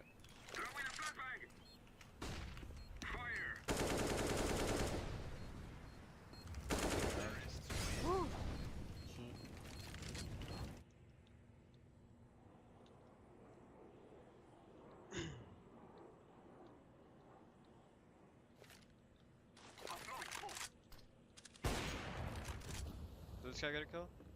No, this is the guy missing.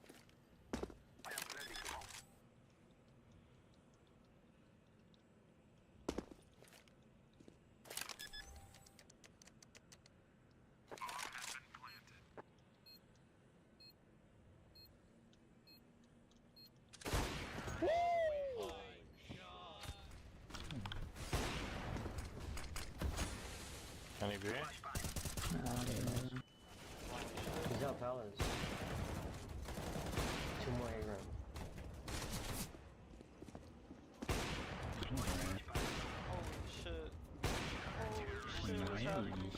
Nice. One out hall. Fuck, he's close. Down mid. Yes, grab bomb. Dude, I'm sick. I'm sick. They're going to B or A? They're gonna be. Come in. I think one coming.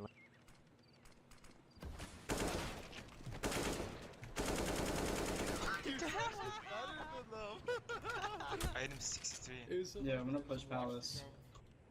Alright. Get ready to kill Zeus in 15 seconds. More like 10. Yeah. Nah, 140, 145. 141. One arrow. Told you. Wow. I don't know about this. Flashing eye again. One's ramp or something? Ooh, why? Oh my god. I don't know. Ooh, why? Oh my god. I don't know. What are you doing? How did that work? Clara was on my feet. I'm struck. Jeez, this guy's nuts. Planning defense. Have one. How's it? I miss cash. Oh shit. CT walk, truck. Oh shit. No. Stinked. Yo, it's a girl. It's a girl. Check this. It's a girl. Give it to her. You know what I mean? Damn! Why you gotta do that to a girl? What the fuck, man? Crazy. Wow, bro. Okay. Look a bit. I'm all you can. Stairs. Oh! Oh shit! Oh! 100 bell.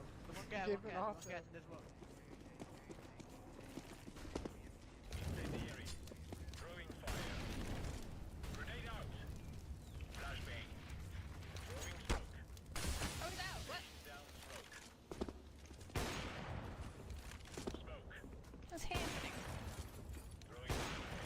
Okay, well. Ah, fuck! You need to go to bed. I should have killed him.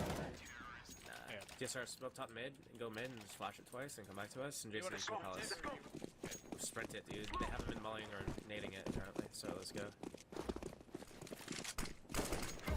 That shot. Let's go. Incendiary. Grenade out. Throwing smoke. One box saw. One above ladder. Doing some ignorant shit. Top of blue. Oh. They're out mid. One more. Looked like he was the only one, honestly. Never mind. One more. Nice! He has A, he has A. Oh! One cat. You can just go one. One squad low. Him right now are absolutely absurd. He lastly asks the producers of the show, is love a sin? Think about that. What? All because the woman he loved has the mental capacity of a 6-year-old, according to her mother, and technically in her specific case does not have the capacity for informed consent. How is that him taking advantage of her? Even though technically she said the word yes, she signed the marriage certificate, is that really a sin? Just because her mental capacity is at 6 years old?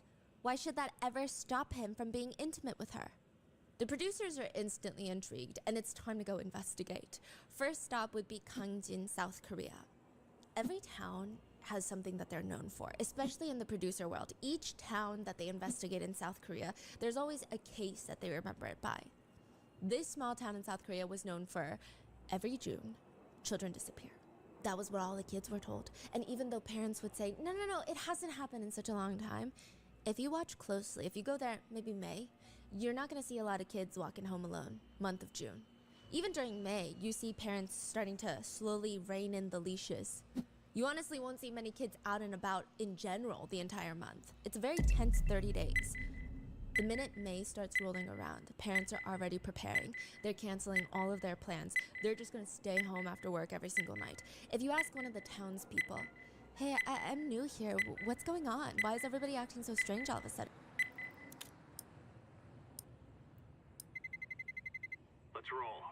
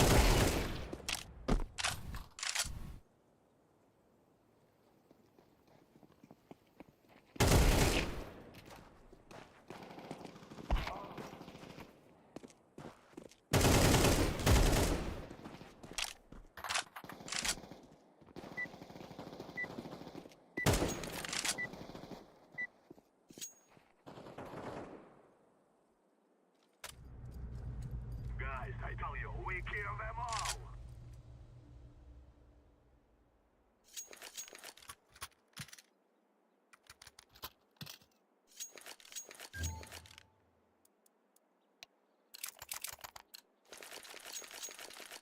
Come on, let's go!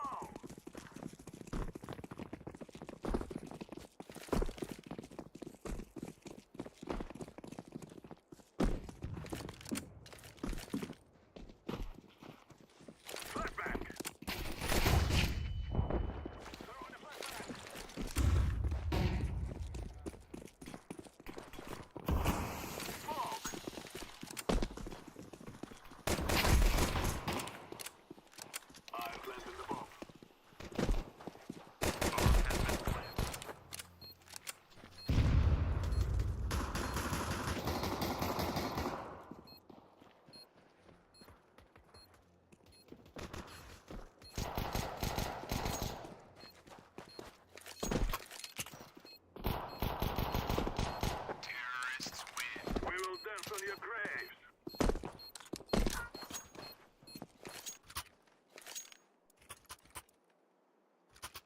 Ice cream. Boy. Boy. Little poo-poo. Monkey. It is time now, my brothers.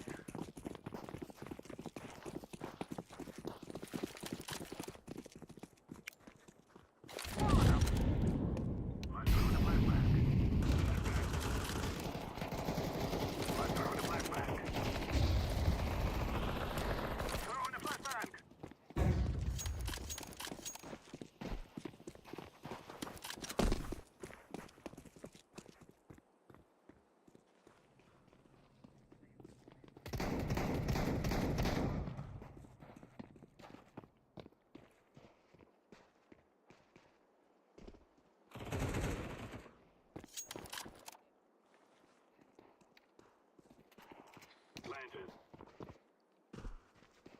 Bomb has been planted. Terrorists win. Run, little girls, run!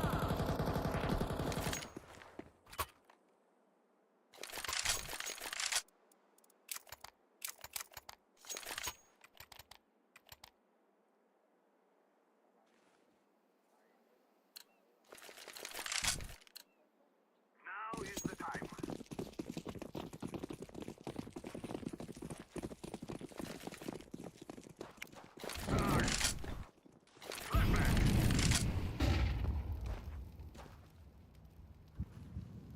I'm throwing a flashbang.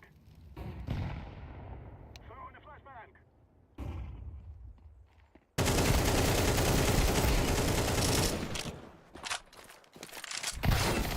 Holy. Holy. I'm planted. Bomb has been planted. And everybody seems on edge. They just sigh and respond. Neither the heavens nor the earth knows what really happened. What does that mean? There had always been these superstitious rumors that the town had a child every single summer, usually a little girl. That something or someone is taking little girls away every June as some sort of annual sacrifice. It's hard to say if it's true. Some kids say it's the boogeyman. The boogeyman comes and snatches you every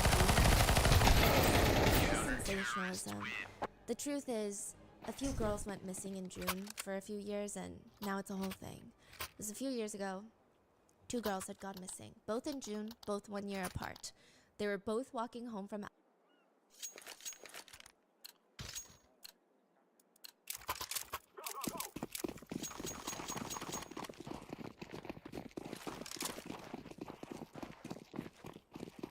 Throwing a flashbang.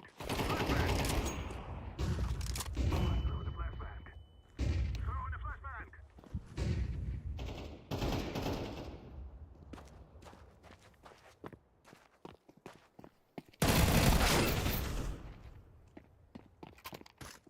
Activating the bomb. Throwing bomb. Bomb has been planted. I'm throwing a flashbang.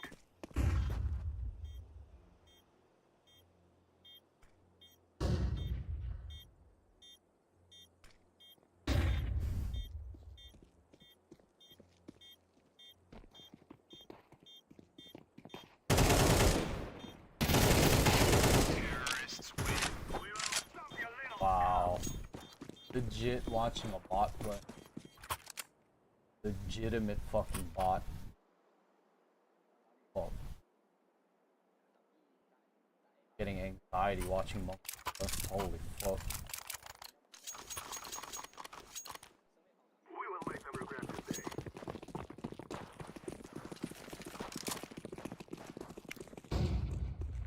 Molotov. Flashbang. Throwing a flashbang. I'm throwing a flashbang.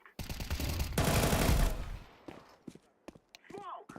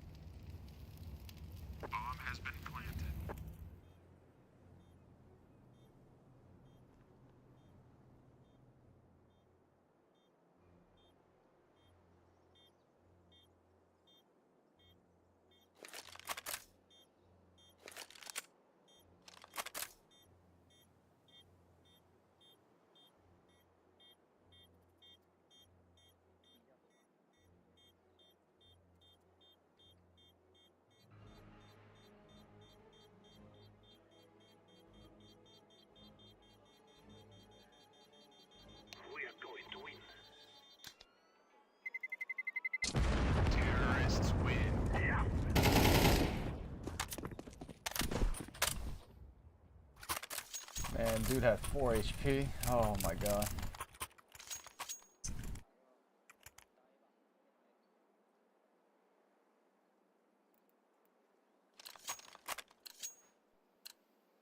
Come on, let's go!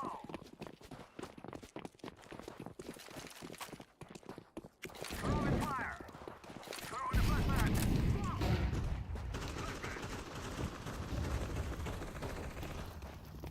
Grenade!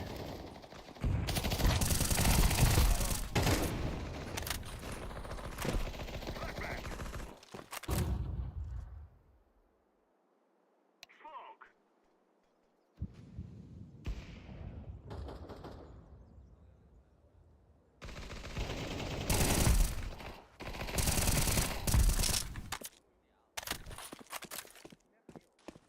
Throwing the flashbang! God.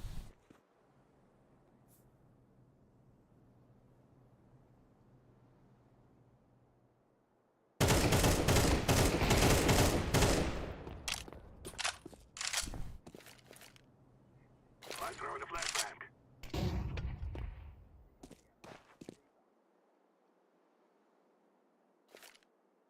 Throwing smoke.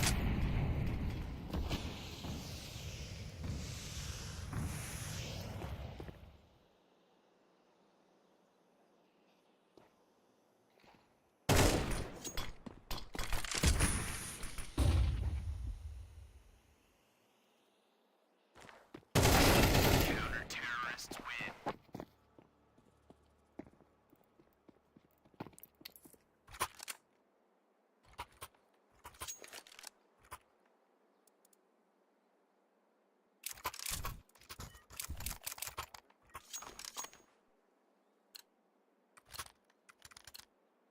We must win.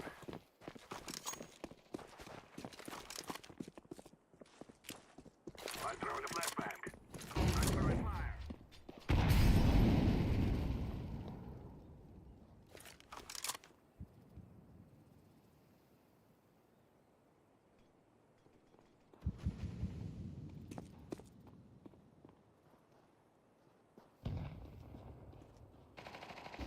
Grenade out. Flashbang. Throwing a flashbang. Bomb has been planted.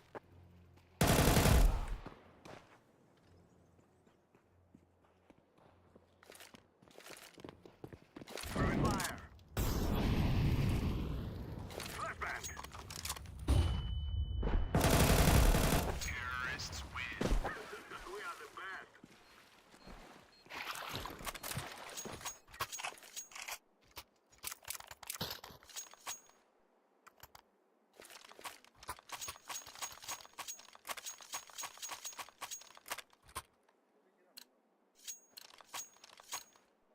Let's go.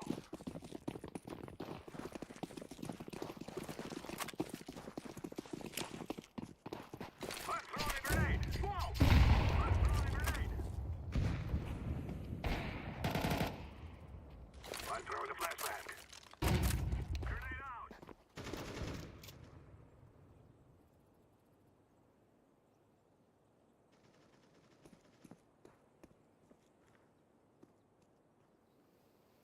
Throwing a flashbang.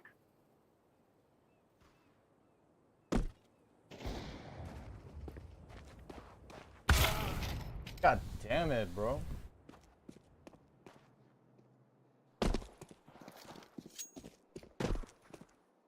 Planted. Bomb has been planted. Elementary school, and they just kind of evaporated into thin air. It's like a hole opened up in the ground and just swallowed them up.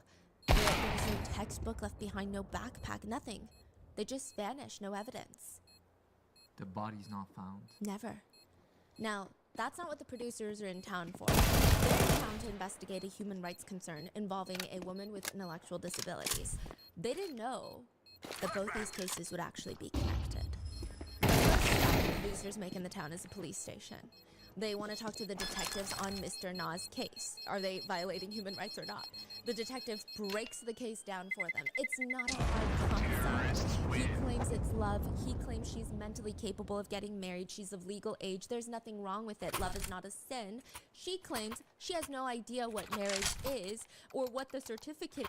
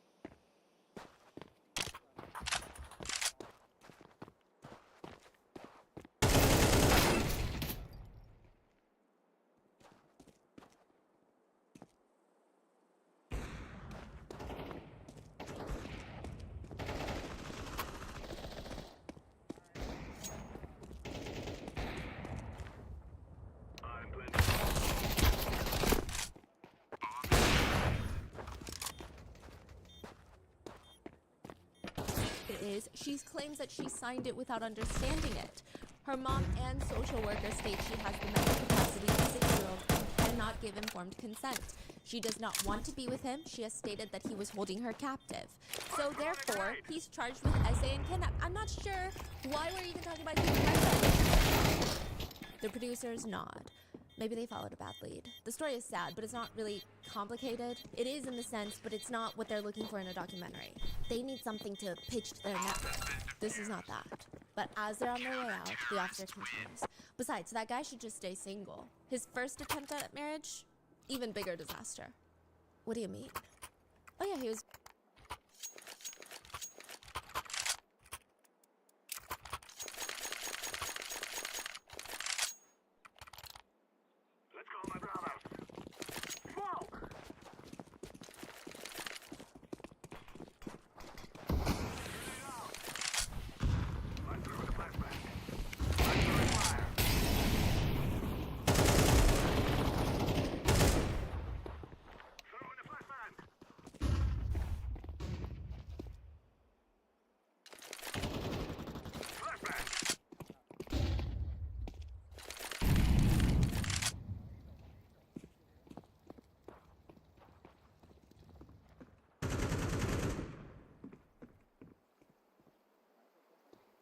Activating the bomb. Bomb has been planted.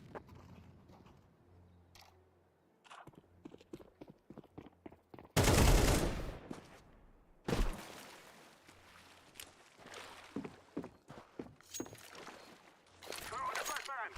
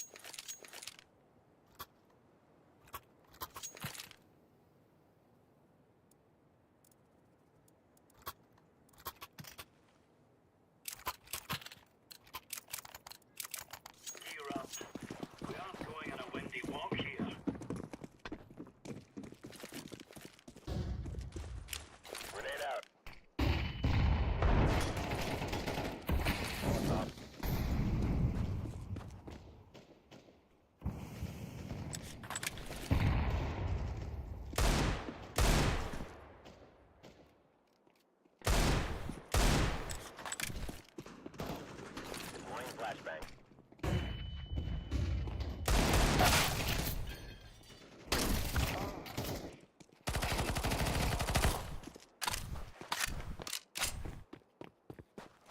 Bomb has been planted. Terrorists win.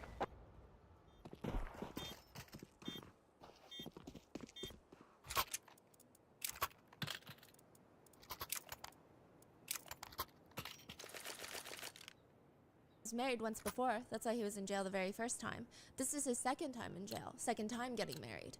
Let's have it, lads.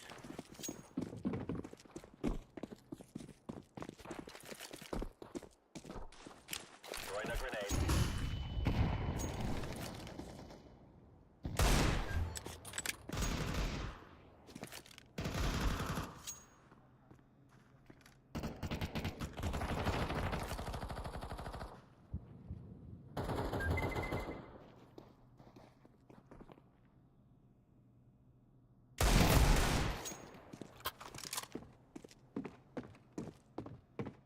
Bomb has been planted.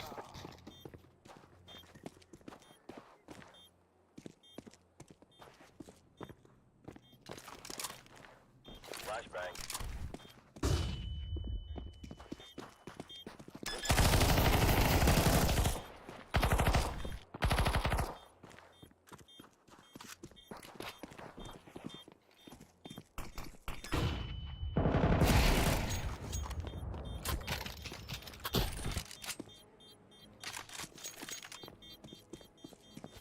Bomb has been defused.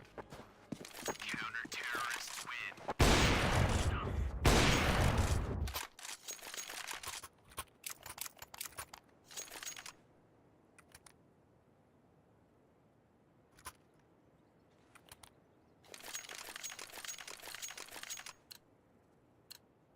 Move it, move it.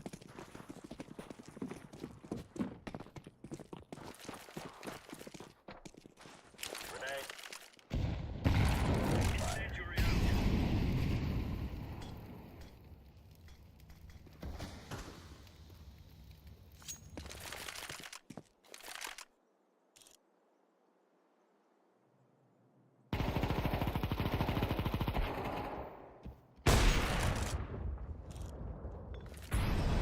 Throwing flashbang.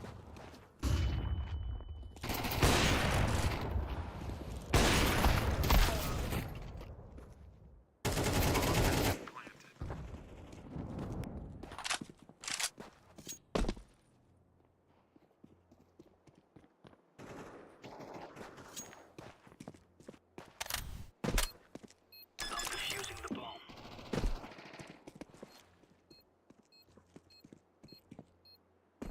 We know his ex-wife pretty well. She was down here a lot talking to us. She's the one that accused him of running a child snuff film ring. A while back, a group of American documentary filmmakers decided that they were going to venture into the Amazon rainforest to film a documentary about a cannibal community. There was going to be a director, scriptwriter, and 2 cameramen. They tell all of their friends about it. They'd been preparing for this trip for months now, and it's finally time.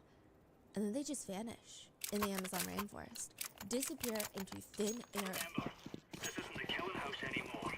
This is real life.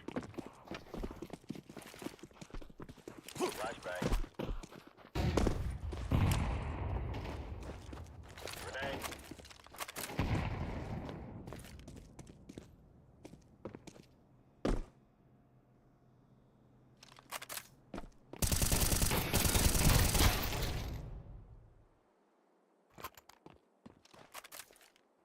Flashbang.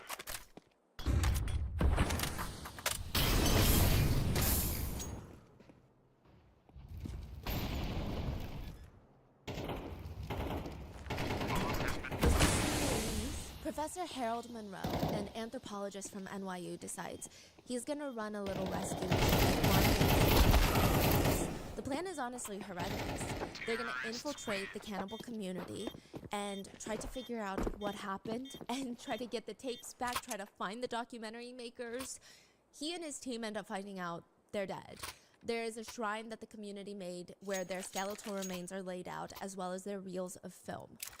The professor somehow is able to make a deal to leave with the real. Gear up. We're going in.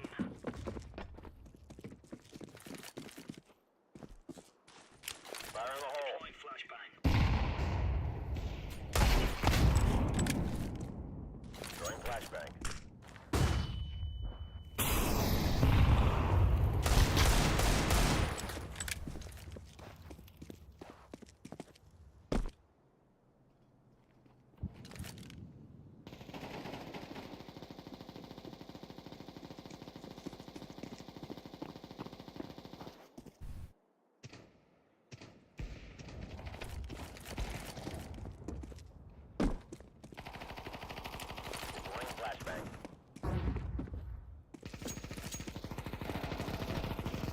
Counter-terrorists win. Easy peasy lemon squeezy.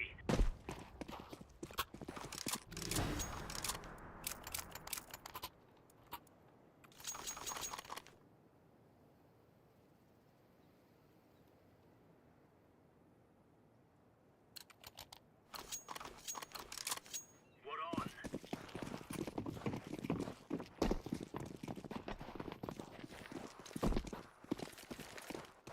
Throwing flashbang. Smoke.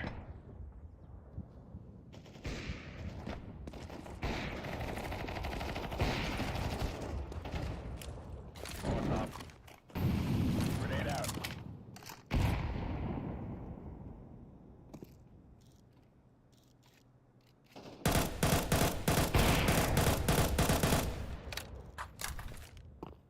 Throwing flashbang.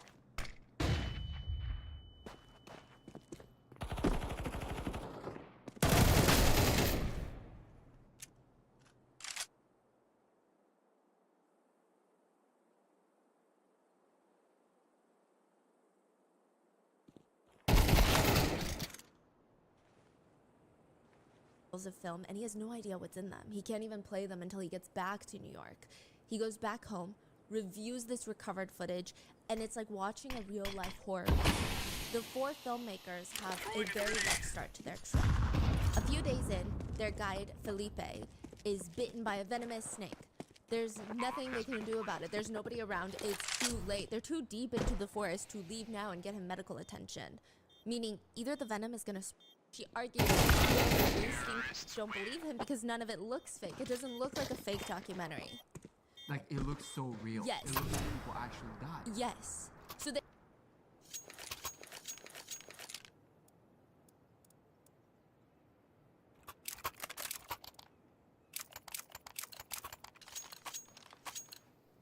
Let's show them who we are.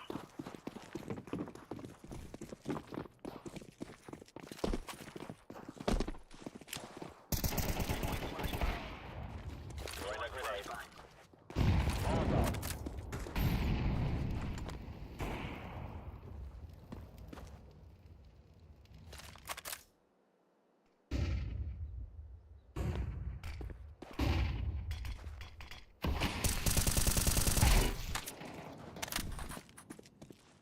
Flashbang.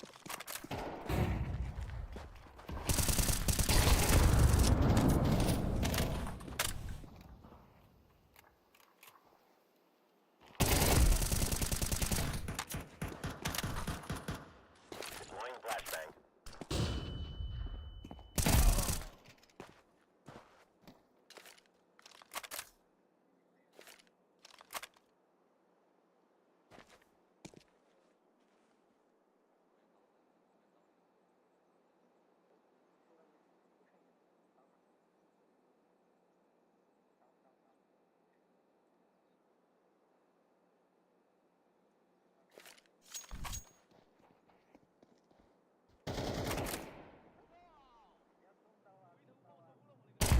Counter-terrorists win.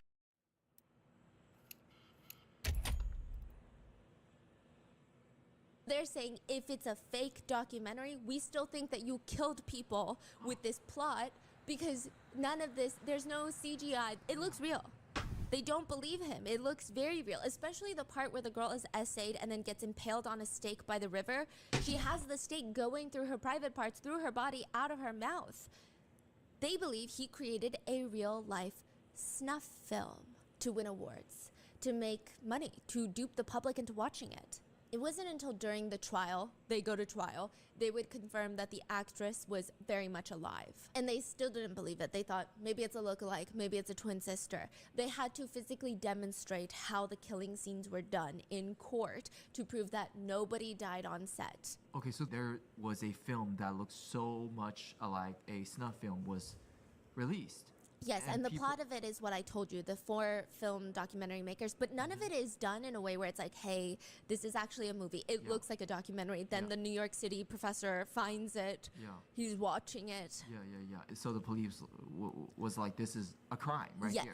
This is a real snuff film. At first they believed, okay, maybe this is a documentary, but you can't just air people dying like that. Then the movie director is like, actually, it's not a documentary. It's a mockumentary, one of the first of its kind. This is before they were around. And nobody died. I'm not airing footage of real people's deaths. And they're like, we don't believe you. We think that you actually killed these people to make this movie. So we're gonna arrest you for murder and animal cruelty. He goes to trial. They bring photos of the girl that is still very much alive, and the authorities are like, we still don't believe you. So they have to now reenact the killing scenes in the movie to show you, hey, no, really. The scene where the girl is impaled by the stake, they had a stake embedded into the ground and a bicycle seat that she would sit on. Then she put a basil wood on her mouth to hold it, and she appeared like she had this stick going through her body. But the way that she's able to keep completely still is crazy, but only then were the murder charges dropped, and the film was banned for animal cruelty. There are actual animal torture scenes in the movie. Those were not faked. There's a scene where a turtle is deshelled and butchered. They killed a total of 7 animals for the film for whatever sick reason. Truly, apparently there was no reason for those plot points. Not that that would excuse anything, but truly, it wasn't even part of the plot, if you will.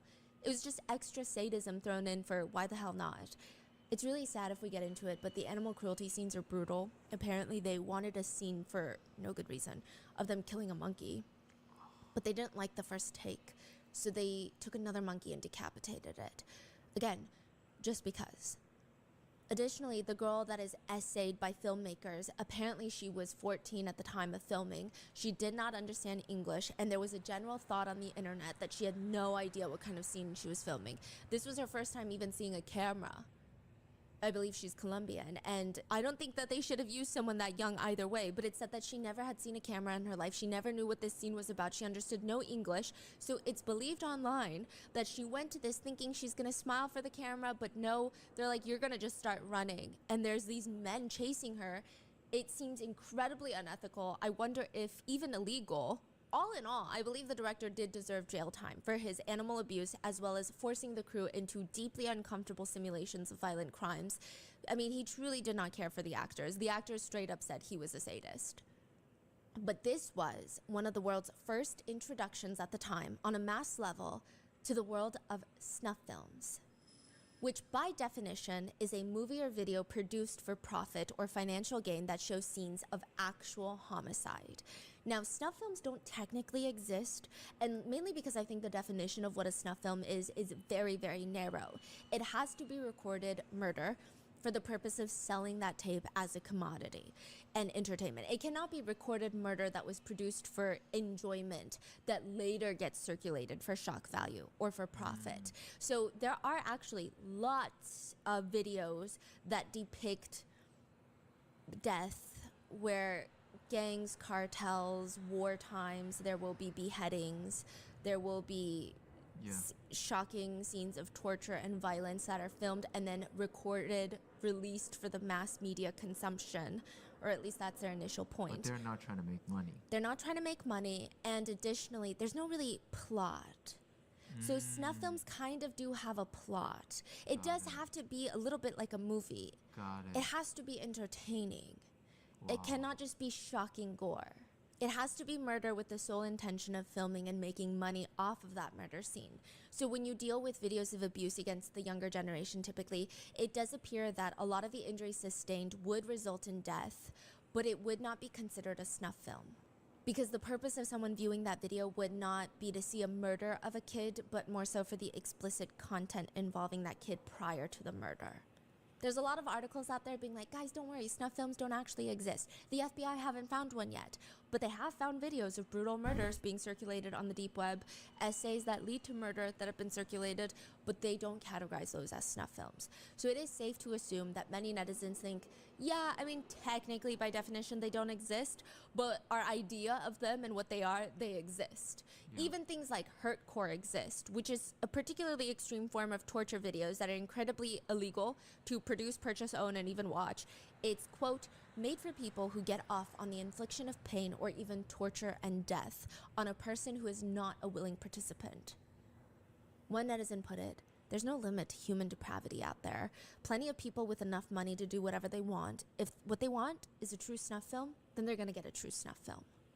And now, this man, Mr. Na, the police said, a man who was at the time in his mid-20s, looked like he just graduated from college, is being accused of running a child snuff film ring by his own wife? They tell the producers it was never proven though. And that was over 15 years ago when she accused him. Now he's older and he's in jail for essaying and kidnapping his new wife, and he wants his human rights to be protected. When Mr. Na finds out the producers are looking into his case, not about the human rights violations, but about the missing girls, he writes another letter to them. The criminal charges are only suspicious, and most of them are not true. As it may have a negative impact on the case that I'm currently on trial for, please postpone the broadcast of your story. If only the suspicious content from the police flows out without my truth, the truth of the current trial will also be buried. Wait, what is he threatening? He's saying, unless you want to obstruct justice, I would say don't broadcast whatever you think you have, because that's not the real truth. So the beginning of the story, the little discovering, was the first wife, correct? Yes. And that was 15 years ago. And now 15 years later, he's writing a letter to producers being like, hey, I'm in jail because I'm being accused of these crimes of trying to marry my second wife. And they're saying I'm kidnapping her. Yeah. They go to investigate that second wife thing. Yeah. And the police are like, oh, there's so much more to the story. This guy's crazy. He was in prison for a while. So the first crime was 2003. That means the second one's 2018? Yes, it's recent. Whoa. So this is like he's been around for a while. A while. Now, Mr. Na starts referring to himself in third person in the letters. He says, the informant was suspected of a crime, not because he committed the crime, but because the police wanted to accuse him. The police fabricate and distort a lot of things, especially against those who are weak and have nothing. Mr. Na falls into that category. If Mr. Na had truly committed a crime, would he have reported it to a broadcasting station under his real name? It's a very strange response. That if the producers didn't feel like there was more to the story before, they definitely think there is now. The response makes them want to dig deeper. 1 year, this is the ex-wife, so back to 2003. 1 year before finding the tapes in her husband's closet, Somi starts noticing her husband's not acting normal. I mean, to be fair, everyone in town is kind of on edge. Another little girl had gone missing, but they didn't have a daughter. They're not exactly as high risk as all the other people in town who are freaking out about their own children. But this vacation is supposed to be about them and reconnecting and focusing on their relationship, and it just seems like the last thing on her husband's mind is relaxing. In fact, he's in the corner of the hotel room writing a will. He's insisting that they need a will if they're ever gonna die, which logically, yeah, sure, but time and place for everything, no? I mean, who does that in the middle of a vacation? He even randomly starts writing a letter to his uncle that he hasn't spoken to in years. Somi is so confused she leans over his shoulder to get a glimpse of the letter, and it reads, it seems to be the first time I'm writing a letter to my own uncle. The trip has already been planned and has nothing to do with any incident. Also, the recent incident has nothing to do with me. And I confess that I lied. What? What incident? What is he talking about? What does it even mean? But the weirdest part of the trip comes at night. The two of them would be laying in bed, the lights are off, the motel's blackout curtains are drawn, it's pitch black in the room, and Somi is just about to drift off into sleep and she thinks her husband's already knocked out, it's quiet. Then she hears something. She hears him talking? What did he just say? She holds her breath and he says it again. Okay, what was that? He's muttering something under his breath. And then she hears it again, and this time it's a bit clearer. There's someone in the walls. For the first time ever, Somi is actually pretty happy to be back home from her little trip with her husband. She hoped going back to their routine is going to help him get someone back to normal. I mean, but that's not what happens, not even close. When they get back, one of the first things her husband wants to do is go to the movies, which, fine, but he wants to go by himself, which, I mean, again, I guess it's fine. She kisses him goodbye, but there's something about the way she grabs her coat. She waits a little bit while before running out of the house and following him down the street. It's not like she's following him. Technically, she could be going to the market. It's also in the same direction. Who's to say, really? She stays very far away from Na, and he cannot see her, but she follows him all the way towards the movie theater. He does end up going to the movies, but at one point when he's walking through an alleyway, out of nowhere, he just starts sprinting, booking it, sprinting down the alleyway, looking behind him, hiding behind giant dumpsters, poking his head out, eyes wide, hiding again. He looks like someone is chasing him, but nobody is chasing him. You don't think he saw her? No. Oh, like he's running away from someone else. Yes. Because if he sees his wife, you don't hide like that. You don't run like that. He's running like someone's chasing him with a knife. Somi turns around and quickly goes back home. Later that night after dinner, Somi starts cleaning again, and she sees sitting near the top of the trash can a ripped up movie ticket from earlier today. She bends down, grabs as many of the pieces as she can, and starts puzzling it back together. And on it is a handwritten scribble. It reads, quote, "I have to use her and then get rid of her." Who is he talking about? What is he referring to? Does it have anything to do with the little girl that just went missing? She was the second girl in town to disappear into thin air, and the whole town had been looking for her. Does it have to do with her? So by this point, the wife is suspecting of the husband, or? She has a lot of questions? A lot of questions. I think, you know when you have those intrusive thoughts and you're like, okay, I am creating a movie in my head. This is not real. I think it was one of those moments because she does not report it at all. Every single karaoke bar, that's the search initiative. That's it. Comb through every single one of them. Flip tables, look under the...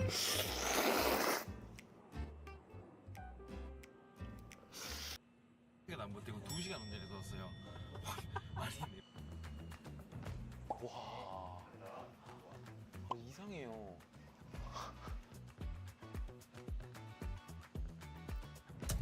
대표자님 스타일에 올라가면 짚고 말입니다. 이게 진짜 대박이다. 파스타가 이렇게 PC방에서 나올 일이에요. 정성스럽게. 와.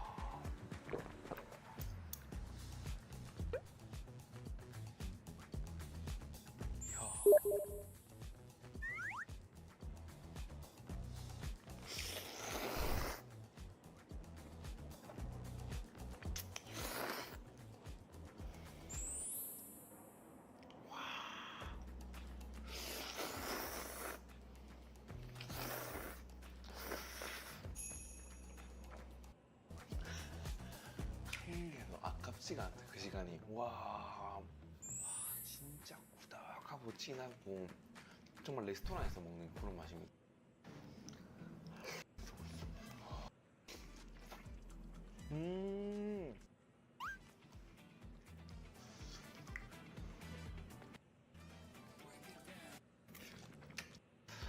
먹겠습니다. 한숙이고요.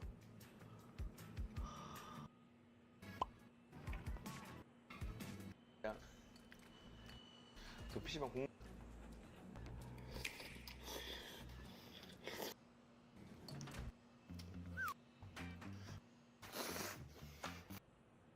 해물 향이 와, 야, 죽인다. 앞으로 제일 맛있는 것 같아요. 아침에 아니 새벽에 5시.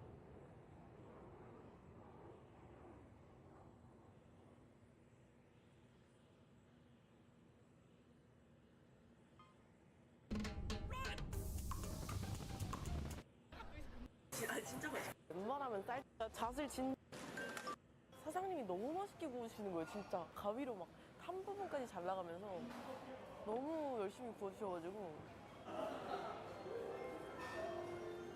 와.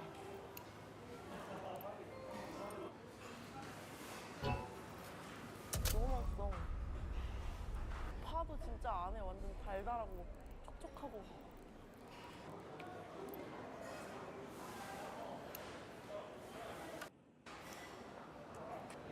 자르고 달면서 막 감칠맛 진짜 장난 아니다.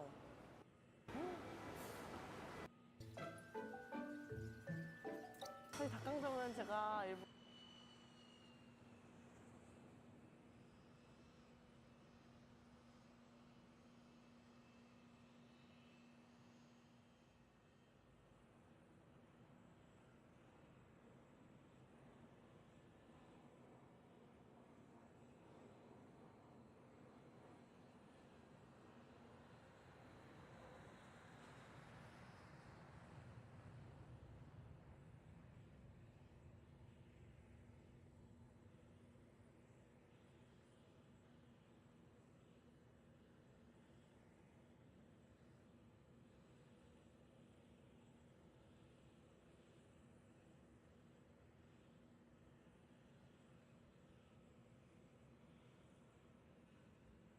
and I think a lot of us are still there, to be honest, and we're all trying to figure this out because this conspiracy is huge. And if anyone's listening and they don't know what we're talking about, it's kind of like if you've been in the conspiracy game for a while, there's always this big topic that crops up every 3 or 4 years, which paradigm shifts everybody, you know. And I think it started with, like, let's say, flat Earth, Mandela effect, Tartaria. I suppose have been the big three over the past maybe 8 years. And then maybe 3 years ago, subtly and quietly, did this millennial reign has already happened theory crop up coming out of the Tartarian alternative history research that had been done into this prior view that a lot of people could see. We've been lied to in the history books. Like, the chronology doesn't add up, the timeline doesn't add up, our history doesn't make any sense. It seems like you've been lied to massively about just how long it's been since there's been advanced civilizations, for example, and how long, and it seems like the natural timeline we've been told about everything has always been getting better doesn't add up to the evidences around us through the architecture that's everywhere. It's like, no, there was an advanced people around not that long ago who built all these incredible structures and things. And then obviously people have equated this to a hidden empire called Tartaria, which has been buried in history, you know, which was a global, worldwide empire that took over everything, you know. But that never quite made sense to me. It's like, okay, so what's the point? Why would they hide this? Oh, well, to hide free energy is the answer. It's like, it's not enough. That's not enough, really. But there's clearly evidences they're right. There was a worldwide empire, all with the same architecture, the same technology, using antiquitech, and it's been hidden. There was a mud flood, clearly. All the evidence is there. Half these buildings are buried under, like, ranging from 3 foot to 10 foot worth of mud, which is so bizarre. You know, new doors have been put in place where a door shouldn't be, and basements exist that shouldn't go that deep, you know, because of this thing. And it's kind of, okay, so for a long time, people couldn't really contextualize any of that. They've been theorizing about Tartaria, you know, this mythical empire, which we know existed in the Russian Siberian area and a portion of Asia, you know. And even in the medieval period, the Tartars were constantly invading Europe, you know, and we have skirmish battles between Scandinavia. Let's roll.